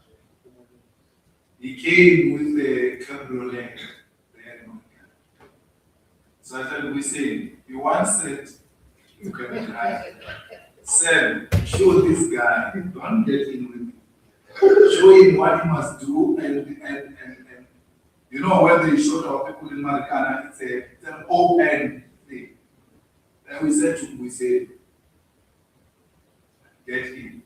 He got in and then he started driving and he drove first time successful like that. I think he was being driven by the spirit of our people. And then he was making runs. The way it was so nice. He didn't want to stop. When we were like, man, you have to stop. With all these qualifications, he still led something that we needed to tell him. There's this thing. Look after this. There's no such a thing. So in the EFF, we are not going to let that go. Till today, Vuskoza is still crying about the past. Because we asked, we held him accountable. Why didn't you fetch your people from where you stay to FNB, where our people, all of them got to? Why? I couldn't provide an answer. And was that accountable? He can hate us anyhow he wants. We hold each other accountable. That's what we do. And that's our local government election strategy. The provinces and what they want it now. You are not going to file a report that says this councillor is lazy when we deploy them is not responsive. If you file a report like that, we hold you accountable because we gave you power over them. We want you to come with a report that says this councillor did not do 1, 2, 3 and we acted this way. But everything else must be fair. I'm not related to Ket Matala. Ket Matala and my wife share a surname. Subongo Fanana. There are a lot of people like that. That's why I said to the president jokingly that when he was trying to define his relationship with the head of Hawks in KZN, I'm forgetting his name. He said it's like a brother to me. Actually, his wife is a cousin. No, not a cousin. Actually, his wife, what would I say? His wife and me share the same surname. And I said to him, at the radio, you're going to call me your cousin. And he said, yeah, you are. But I'm not. And my wife is not related to Ket Matala. And the definition of Ket Matala, of where they come from Nebo, the Sukuni side. My wife's Matalas don't come from Sukuni side. There are two Matalas. They are the ones of Sukuni, they are the ones of Amatala. Amatalata, that side of Mashashan. Most people around there, they are actually Nevelis, who are now who convert into Peli speaking people to an extent that they didn't convert their surname. who Jonas Wangwa. So the ones that didn't want to call themselves Wangwa, they changed and call themselves Wapa. But they're Wangwas. So that's the site where my wife comes from. So there's no any relation. But your business will not move you. Now there's a guy who looks after me now. You see this guy behind the wife of Ketmatal. That picture you used and said, Matala's bodyguards or protectors were looking after Malema's wife, and you put the cat's wife with the bodyguard, and you say, that's my wife. That's not my wife. The guy in that picture now works for the EFF. So the thing with protectors is that they move from one place to the other, they rotate, so we can't be held accountable for such nonsense. But we have nothing against, nothing to do with Matala. And that's why I was there at Congo, the president, I asked him questions. And I did so without being shaken or any other thing. I took a decision when I went to Matala's thing to be psychological in my approach and to speak to his conscience with an open aim that I can break him, that when you speak to his soul and conscience, he will be able to say, look man, this is not right. Because Matala might not have had anyone who spoke to him the way I did his entire life. What is this? Like, why are you much? That's why I had to say to him, speak to Jerry's mom. He struggled. And he thought he's going to evade that thing. And I said, this is my time, it's not your time. You're going to speak to Jerry's mom.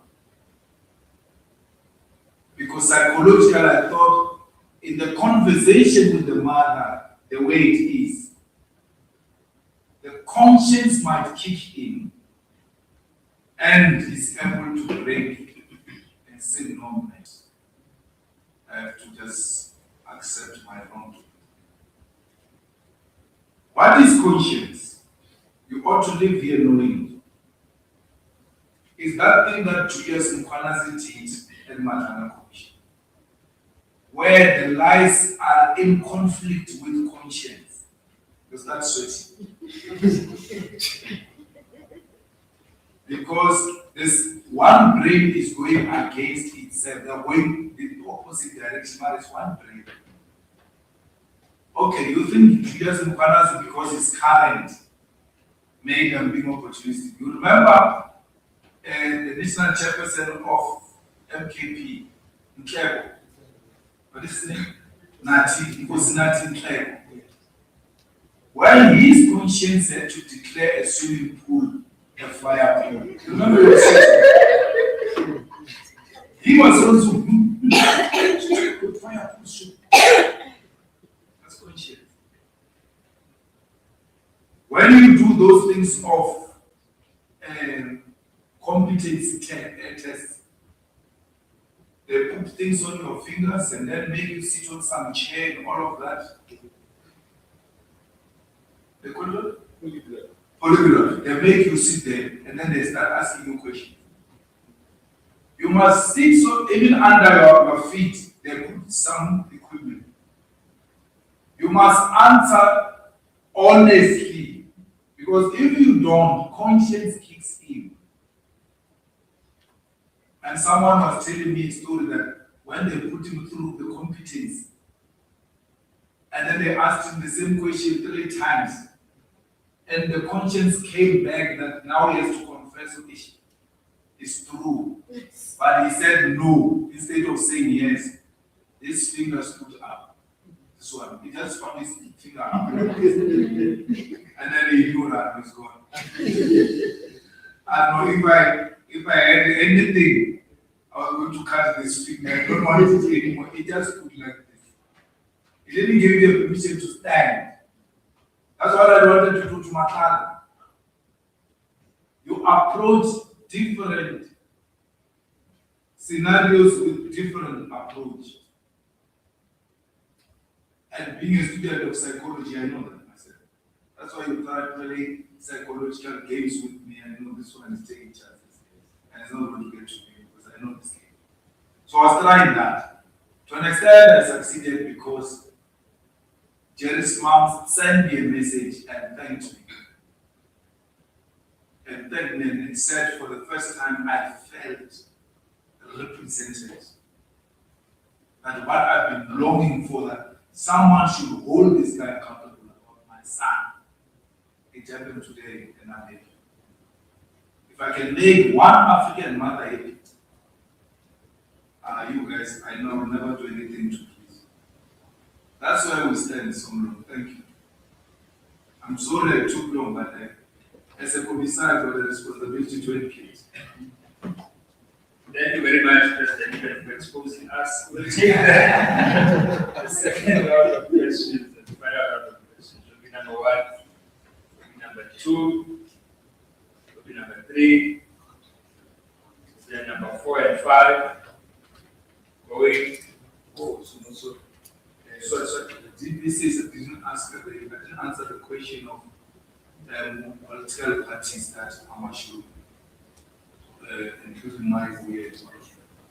The thing is, anyone who hates on my way, or MKP or anything like that, you hate on our democracy. Because our democracy, the constitution says we are a multi-party democracy. We are not a two-party state. Whether you like Floyd or you don't like Floyd, he's exercising his right, which is protected by the constitution, to form a political party or not.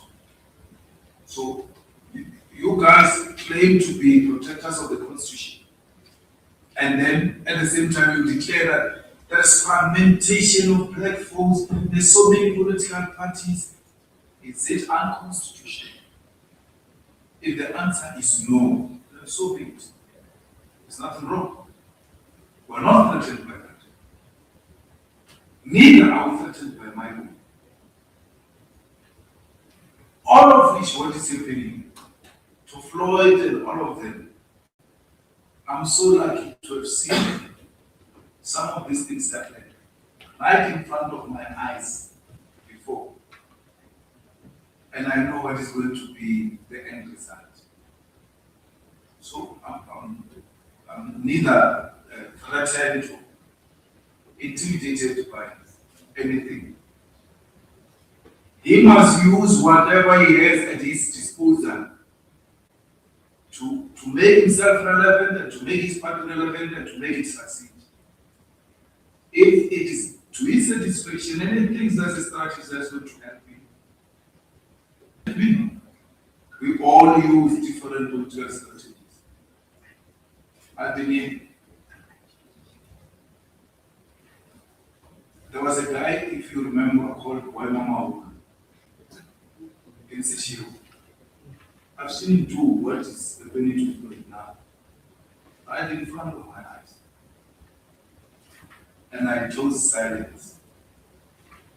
He said to me, he's going to take my mother and rebury her in front of my grandmother's gate. They went to my grandmother's house, they were kicking the doors, the gates.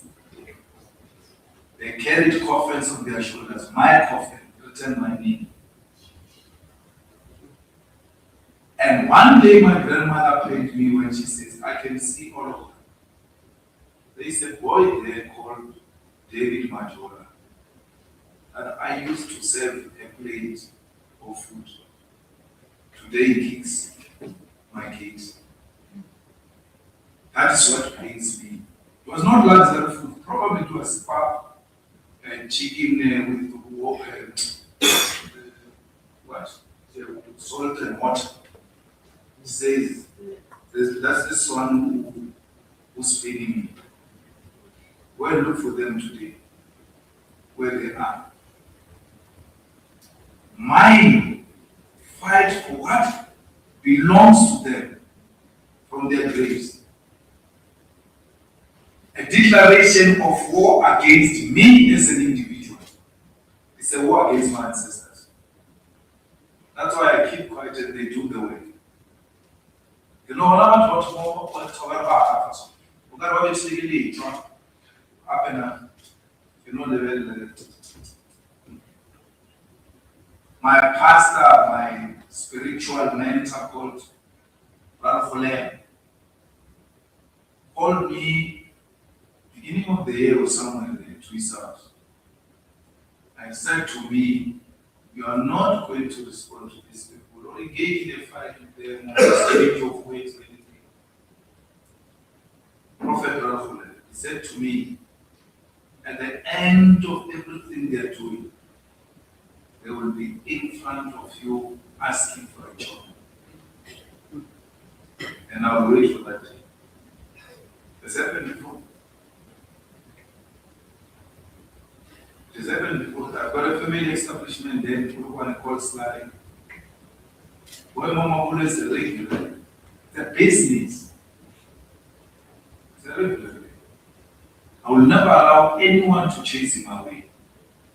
If this guy wants to, we don't do that. But didn't want to join them.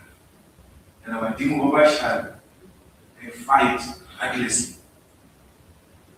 They fight for themselves. So let them do whatever they want to do. I'm still here. And my ancestors are still with me as I speak right now. And that which I've set for myself the whole year, I've achieved it. And that's a confirmation that my ancestors are still with me. They've never turned their back on me. They'll never turn their back on me. So I don't care. Say whatever you want to say about me. Do whatever you want to do about me. At the end of the day, you're small ones. When I saw a door of blessing, my ancestors said, you're not going to enter the door. Even now, as I go to that court in East London, I know they refused before. They were not allowed. Thank you. Thank you, President. We're number 1, there's a number 2, number 3, number 4, then number 5, and we'll close it there. Number 1. Thank you so much. I see it's difficult to speak on things about ancestors on our child. CIC, the EFF stands with the spirit. Your take on the three exams, are you happy? And do you think NASPAS will be ready to fund the students next year? Come January, February. What's your take on the NDPP candidates interviews? And the last one, quickly, do you think the Matano Commission has done or is doing enough to protect the interests? Thank you. Number 2. CIC and the leadership of the EFF. My name is Ngozi Haru and I'm from the Houghton Times. I just want to ask you this. My question branches off from your comments about Donald Trump and how he's the incarnation of Hitler, and you subsequently also lauding President Ramaphosa as for how he handled the situation. So now I just wanted to ask, because you did joke that if it was you, it would be a different situation. But in reality, if you were to be the president today, would you be able to mitigate this deteriorating relationship, or would you also have a more ready type of attitude towards the US? And then also, I just want to ask, with you talking about not wanting to dive into strategy going into the local government elections, the SACP has resolved to contest. So now, does that present itself as an opportunity to to kind of like forge some type of alliance, maybe to try and leverage your contestation going into the elections as well. Thank you. Number 3, thank you. My name is Michael Wina from Usmas Daily. I'm asking about the issue of the year of pickets and lines in regards to the school in Mohali City. We haven't seen EFF do picket lines, and the year is already ending, about the incompetence of municipality to give you access to the land and so forth to the school. The second one is the issue of Palapala. When there was a march to hold Mr. Ramaphosa accountable, he said if you don't get the answer, there will be a march every month. Is it still going to happen? Thank you. The last one, number 4.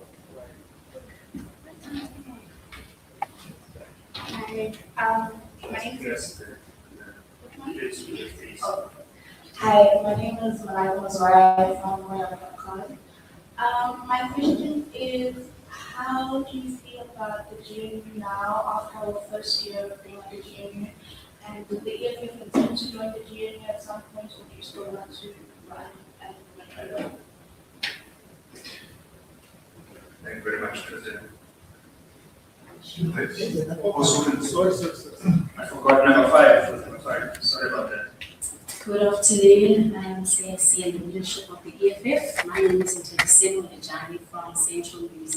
My question is with regards to the EFF Youth Command that was launched in July. How will this new structure work, or how is it working with the EFF Student Command? And also, can you tell us about the work that has been done since the launch of the EFF Youth Command? Thank you. Thanks, President. Thank you, Sumlun. I think the critical exams have gone very well. Very minimal to none disruption. And we congratulate really the department for having any mental also. A matter of metric, and especially tertiary education, should never be used for politicking.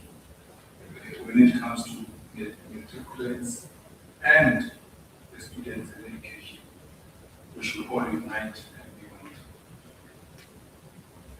one. And for as long as the student and the youth command is there, the EFF is there, the saving student will be checked. It doesn't matter whether the university has got sufficient accommodation, they will have to fund it. Doesn't matter the money has been exhausted, they have to fund it.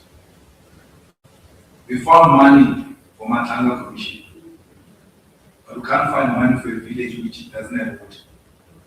We can't find money to build a bridge for a village that has to cross dangerous rivers now in this rainy season. But when Matanga Commission, Zondo Commission, commissions where lawyers line up their pockets are to be established, all of a sudden there is billions that are available for such. You know, there are people in the Eastern Cape that are put inside a container and get pushed to cross a river. Has the president not seen that? President Putin says, I drive in this city of Moscow without blue lights, without anyone recognizing. And I've got a problem. There are people who are speeding. We need to pass a law that's going to regulate speed. Because he has come into contact directly with the problem. Inside the container, as the president has never seen a place where they had to carry a coffin on their shoulders to cross so that they can give their dead one a dignified funeral. There are isolated incidences that the president must see and immediately intervene. What is his rule? Why is he there if he's got no power to say, no, on this one, I'm putting a stop? It can be. So they will have to find that money. The Freedom Charter which they were celebrating, I'm out of ANC event. The doors of learning and teaching shall be opened. They've opened the doors, but children can't access those doors because there's no money. That's a contradiction. We need to solve that thing. So, hence, in our statement, we said, first thing, we are going to have to be at each and every gate of every campus, not university, TVET, university campuses, every gate. Students must look for the gazebo of the EFF. Students must look for the EFF table. One, the students have been very good to us. We have an opportunity to attend the fair, and we'll do that without fail. And that is the role of the Youth Command with the support of the mother body at the back. If I were president, I will never be sheepish in front of the US attack on South Africa. Never. First thing I would have dealt with properly is that offranda of killing our people, like Kakana, killing our soldiers. Till today, we have not responded to that situation. Now the report has come out. Only 27% of our soldiers are fit for purpose. It's not me. When I say it, I get insulted and be told it's putting the county at risk. We are at risk. We need to turn around the military of South Africa. We need to put more money in the military of South Africa. What is the point putting all money into all of these things when you can be wallowed by a small country like Rwanda? Humiliate you to a point where the president of Rwanda makes no apology. He continues to insult us till today. Till today. And there's no response. When me and Ramaphosa leadership style is different. He does his own things his own way. Sometimes they work, most of the time they don't work. Like that diplomacy of his was needed now.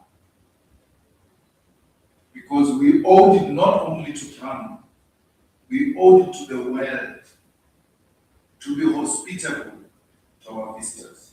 And we accepted that. And never shown a sign of a panicking nation, which is under siege by America. So you should know that I will never be sheepish. We've got, and most of the Matala, when Matala said to his got how many? 8 special forces, 9 special forces, 8, and 1 task force. He was not answering the question. He was actually trying to threaten us that he walks around with the army. The Special Forces of South Africa, it means the highest level of the South African National Defense Force. The highest. Those people alone, they can flatten the thing of Rwanda alone. Our Special Forces. They are not small boys, those people. Very dangerous people. Followed by Special Task Force in the South African Police Service.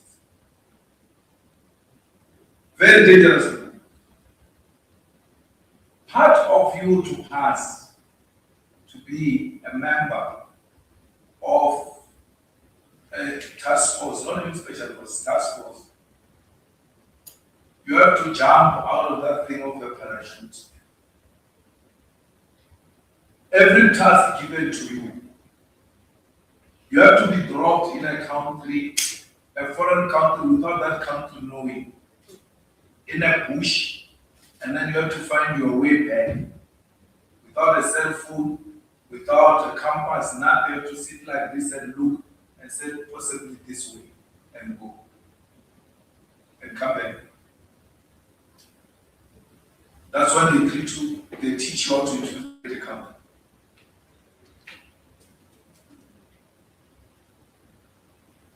You know, not even a special task force. There's a force under the special task force is called counter-assault team. They are trained to pass a lie detector. This thing I was telling you. Lie detector. We call it polygraph. So what they do is, I think they put things under your feet so that when you lie, the toes move. So under your toes, they put the pins inside your shoes. You must play like this. If you move, even when you are like, if you move, these things are going to cause you trouble. So your conscience is aware there are pins under my toes. I must make sure even if I lie, these things don't move. They are trained to pass a lie detector. It's part of their training. So when a graduate TG of a counter-assault team says to you, I passed a lie detector, and you think this is an innocent person, you are going to lie. They are trained to pass that thing. That we got those people. It's not so much about Rwanda. It's so much how much protection Rwanda will get from Britain, from Israel, from the USA, if we decide to engage toe for toe. That's what makes them survive. Why would they, without an American protection, and Rwandan president go to Oval Office with the DRC president Tshisekedi to go and sign an agreement? When they come back, the Rwandan president is still continuing with these shenanigans in the forest of DRC. He knows. He enjoys protection from those people.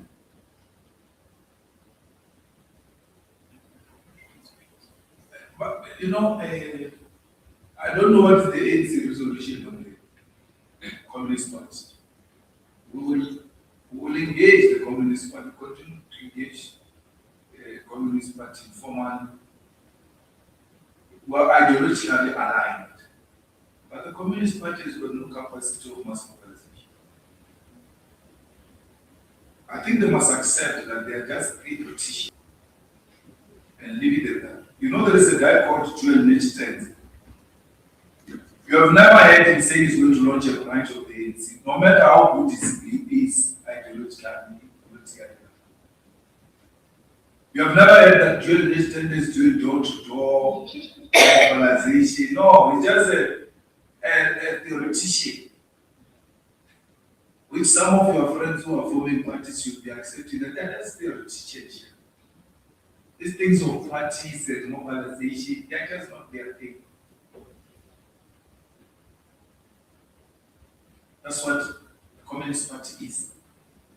And what is more interesting about these ones who are forming parties and they can't even mobilize people and organize their whole conferences is that they are graduates of Communist Party. Where have you ever had that ladies' Monday is organizing people? Where? Where is even much better? Because when I was in the NUM, at least you organized the mine workers. They don't do that. Their job is to just sit and then theorize and critique. They are armchair critics. They don't. Shem Soli is trying to agitate Solomon, but he doesn't appreciate the fact that the people he served with, all of them, thrive on Google. When you are sitting in a meeting with them, And you say, how do we move about this question of coalitions? We must go to a meeting of Communist Party or the Young Communist League. At least I was fortunate to go to meetings of the Young Communist League. All those young people of the Young Communist League go to meetings with laptops. All of them. And you're thinking they're taking minutes. They're not taking minutes. When you say, how do you go about this issue of coalition? They Google, what will Marx say on coalition? And then they put it like this and they raise their hand. Comrades, Marx on this question would have said, we went the Google, because Muto, when you speak to him without the gadgets, there's a crisis. There's no idea of what they're doing now. So we used to have a secretary in the EFF who came from the Young Communist League and the Communist Party called George Rappe. Every time you sit in a meeting, it doesn't matter, he opens that thing. And he even had a computer, not the one, the laptop, the one that can even fold straight like this, like flat. When you're speaking, the guy is typing. He's a provincial secretary of the EFF in Lipo. In the next meeting, they are nominated. In the next meeting, they are nominated. The guy from the Communist Party. Next meeting, nominated. So they should accept that it is not their strength. I think that strength ended with Christian. After that, really. But theoretically, ideologically, they will get heated at that. But theory without practice is meaningless. And the threatened ANC for a very long time. I don't know why the ANC took this much time to respond to their threats. So, in the by-election of what they did, there's a guy called Obed. Obed, I forgot his name, in my ward, went to the same school. He was a Communist Party candidate now when we were in the by-election. The guy was an ANC activist, he's well known, everybody knows him there as a comrade. But the day he took a cap of the Communist Party and stood against the EFF and the ANC, what was the lowest they got in a video that? There's a video where they go to vote. Yes. And then I think the others was 7 in the video. They were there, prominent Communist Party people that I know in Limpo. When I went to vote, they were me and I was like, oh, how are you? I know them. I think they voted, how many votes they voted for Communist Party? There are 10 or 15. Mudala Masuk was there. Very less votes that can't even suggest that there's any potential of threats. Every time we critique them about that, they characterize us in the ANC as being anti-communist. But no, there's a group here that is embedded at getting rid of the Communist Party and all of that. At least COSATU at the time would masses. COSATU could stop work. Now today I hear that COSATU is marching. I hear after that COSATU was marching. I feel nothing. Nothing. Nothing. No, the shops are operating. The workers are going to work. Those who don't report for work, they say they went to strike. If there's a sheet to be signed there at the strike, they sign and go home. They are not part of those things. Yet, in Dobsonville Stadium, where they failed, you must repeat that they failed. You must know they failed. fill up Dobsonville Stadium, having Ramaphosa, and that president of COSATU self-seeking, who's selling us out workers for a position. She's desperately wanting to go into a GMU. She doesn't care. And why these workers don't see this thing, I don't understand. I don't understand why they can't see that she's not for them. Yeah. She's for whatever is happening.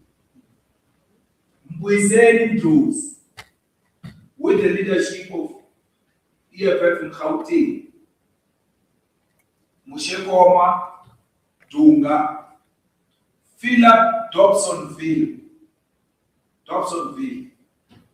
without a sitting minister, without a president, without a state resources, filled up to capacity, without any national intervention.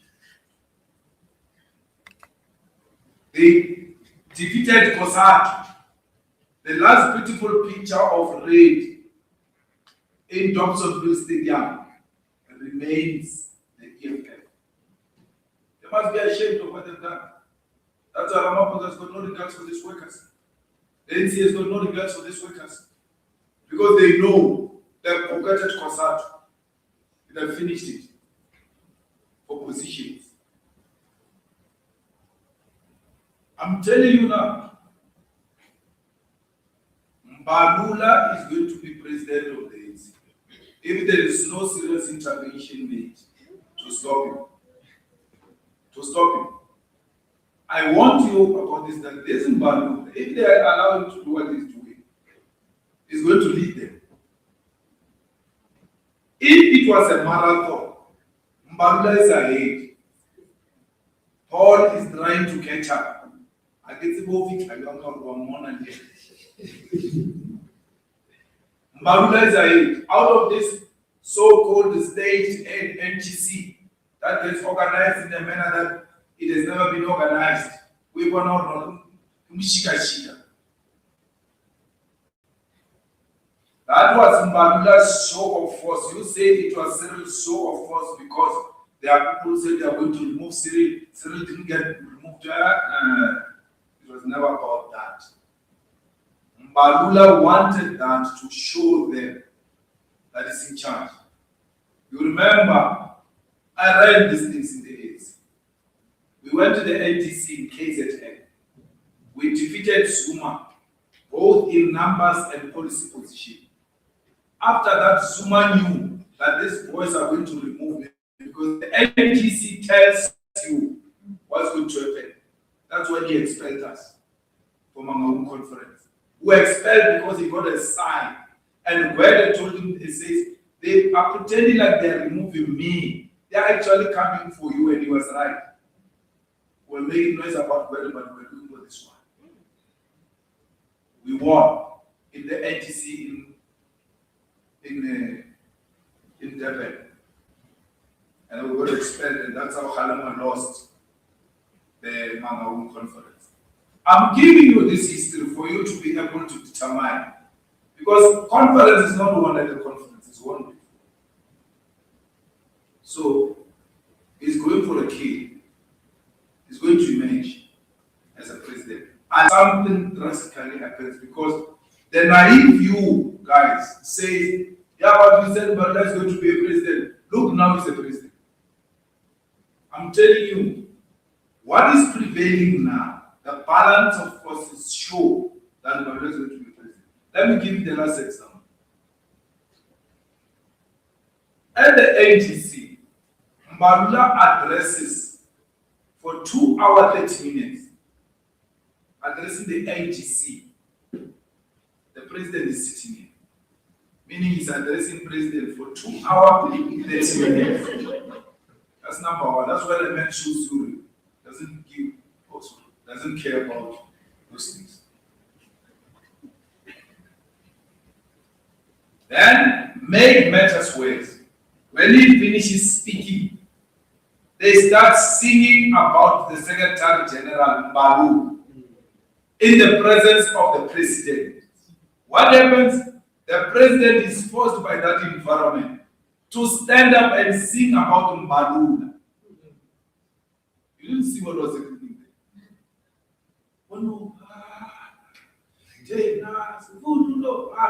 content. No, it's supposed to be the other way around. Then God realizes, man, hey, there's going to be a mercy. He tries to stop the song. They sing even louder. And not only louder, go to the podium. The sitting president is made to sing about the Secretary General. And then you must tell me where the power is.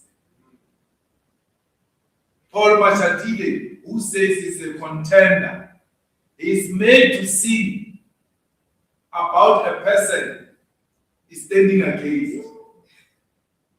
Power. If you know how it works. Power. It's a psychological warfare. You fight in Barula, you see those videos, you see the whole conference standing up, singing about this guy, like, it looks like this one of ours won't work. Let's join this one of Barula. It's psychological. So, we are ready to join GNU, and we will join GNU. The person who's stopping us from joining the GNU is Mbalu. Once he gets that thing of president, he's going to get rid of that thing of TA and everything come. Because Mbalula can't accept the fact that we must be ahead of him.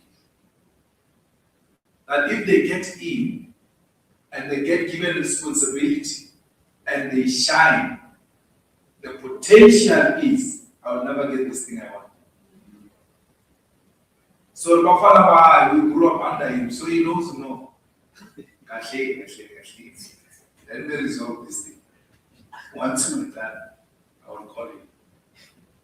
For being stopped by Malu, Cyril really doesn't have any problem. Majority of those NEC members don't have any problem. The problem, they take a decision to do away with GA and Freedom Front Plus. Why would you ban Freedom Front Plus for the states? Why? What do you want from the Freedom Front Plus?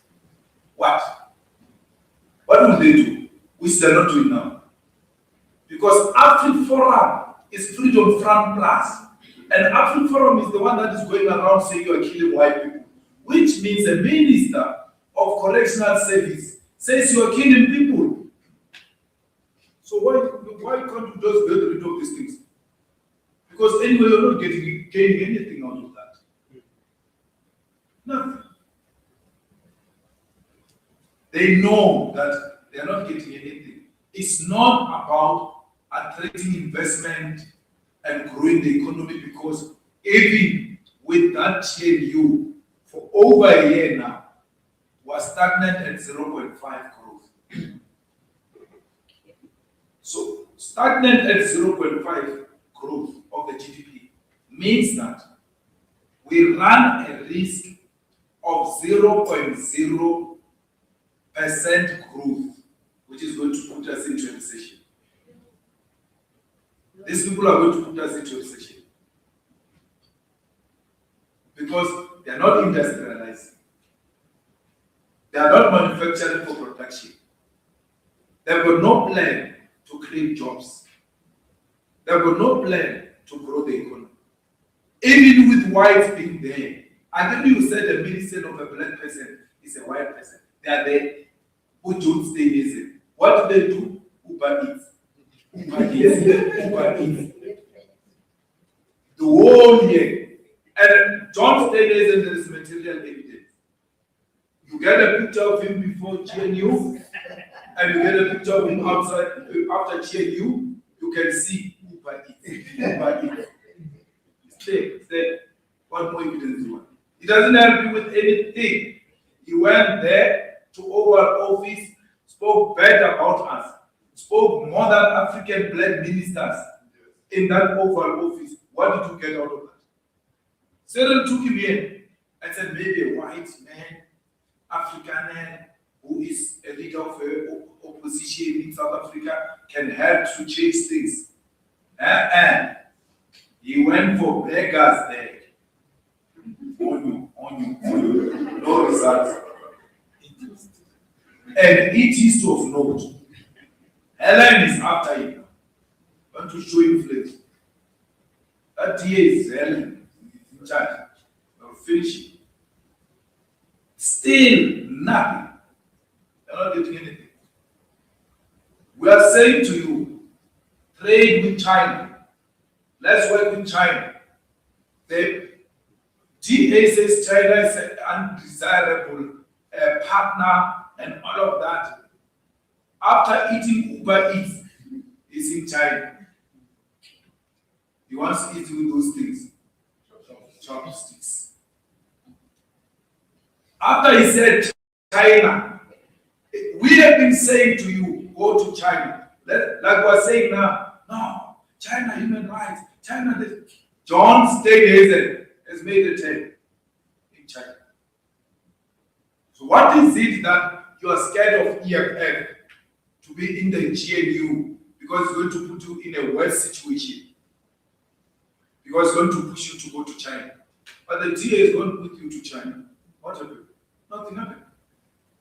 Nothing happened. It's swat khafa, scaremongering, that if the EFF comes in, something dangerous is going to happen. It's a lie.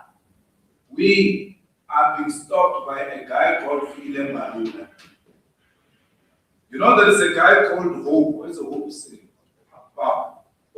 The guy was so opposed to EFF being a participant in the municipalities with the ANC, and he became coordinator of the Gauteng PTT of the ANC. He now was confronted with the reality. Like if we take out this EFF, these municipalities are going to have a problem. The Moscows, moment, we realize that this EFF, there's no problem. Now they speak every day with the SG, Hope Up and SG, like the PFFs from high school. The man didn't want to hear nothing about the EFF. When he came into reality that for a budget of Gauteng to pass, it needs the EFF, he realized I have to work with these guys.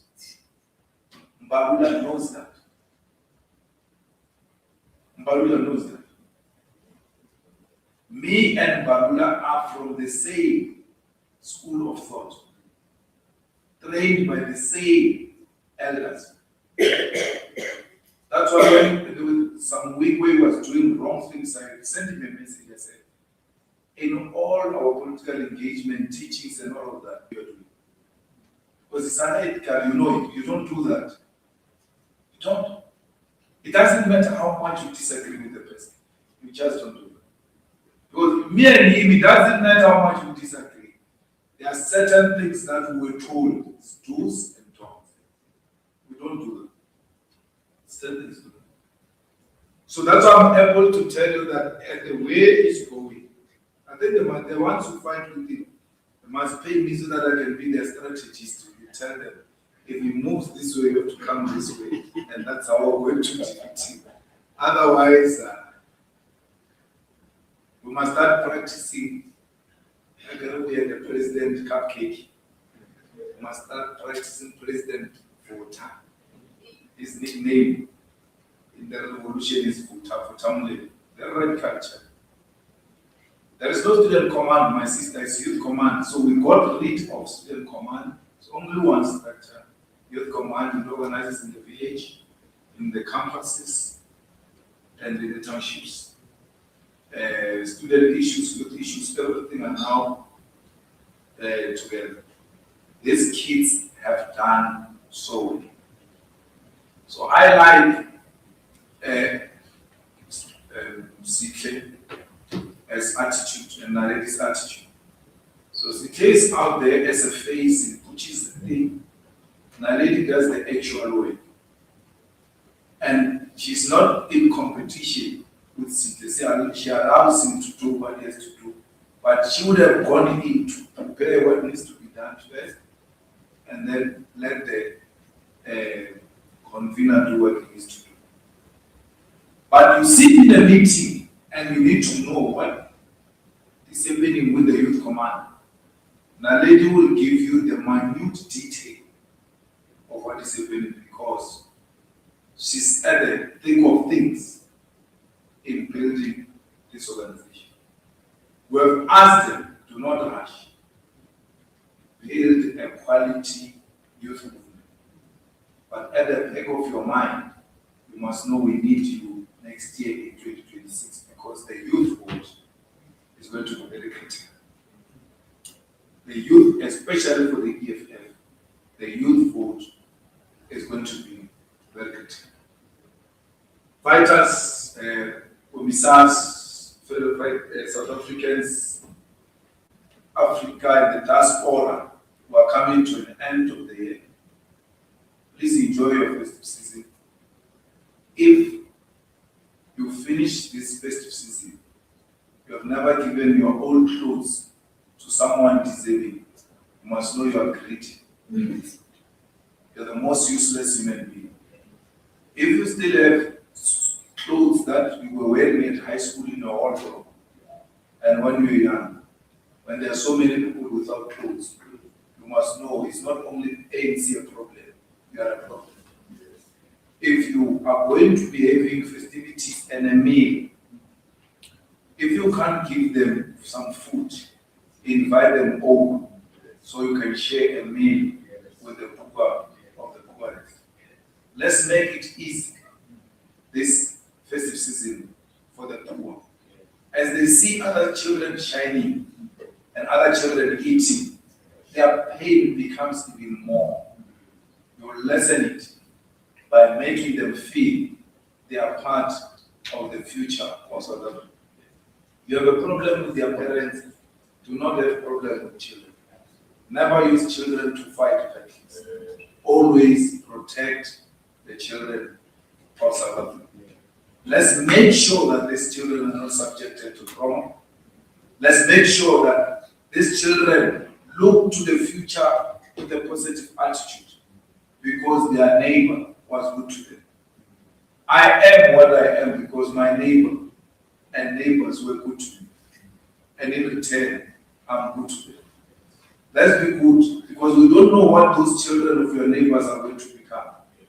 And when they become something else in future in society, they will remember you. Help those who cannot help you and do not write their names down because you must not remember them. When you remember them, it's because you want to enslave them. You want to make them your slaves and constantly remind them that you have once helped them. Do not do that. Let it be an enjoyable one, even in poverty, in suffering, in unemployment. There is a moment we need to pause and appreciate God for giving us life. Thank you very much. Thank you. Thank you very much, President of South Africa and media. That brings our press conference to a close.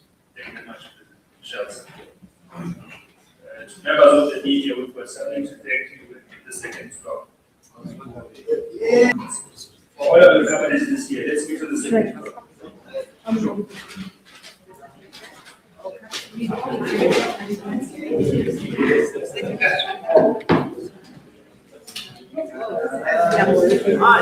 right.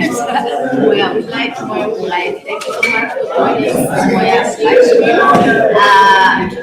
Welcome to the fighters. Please subscribe, like, and share. And please, guys, let's learn to enjoy the comment section without screaming at each other. All views are very interesting and let us know. Yeah, second floor. Have a music. In the comment section, let's continue the conversation. See you again next time. Done. Yeah, unplugged. Yebo, Mama.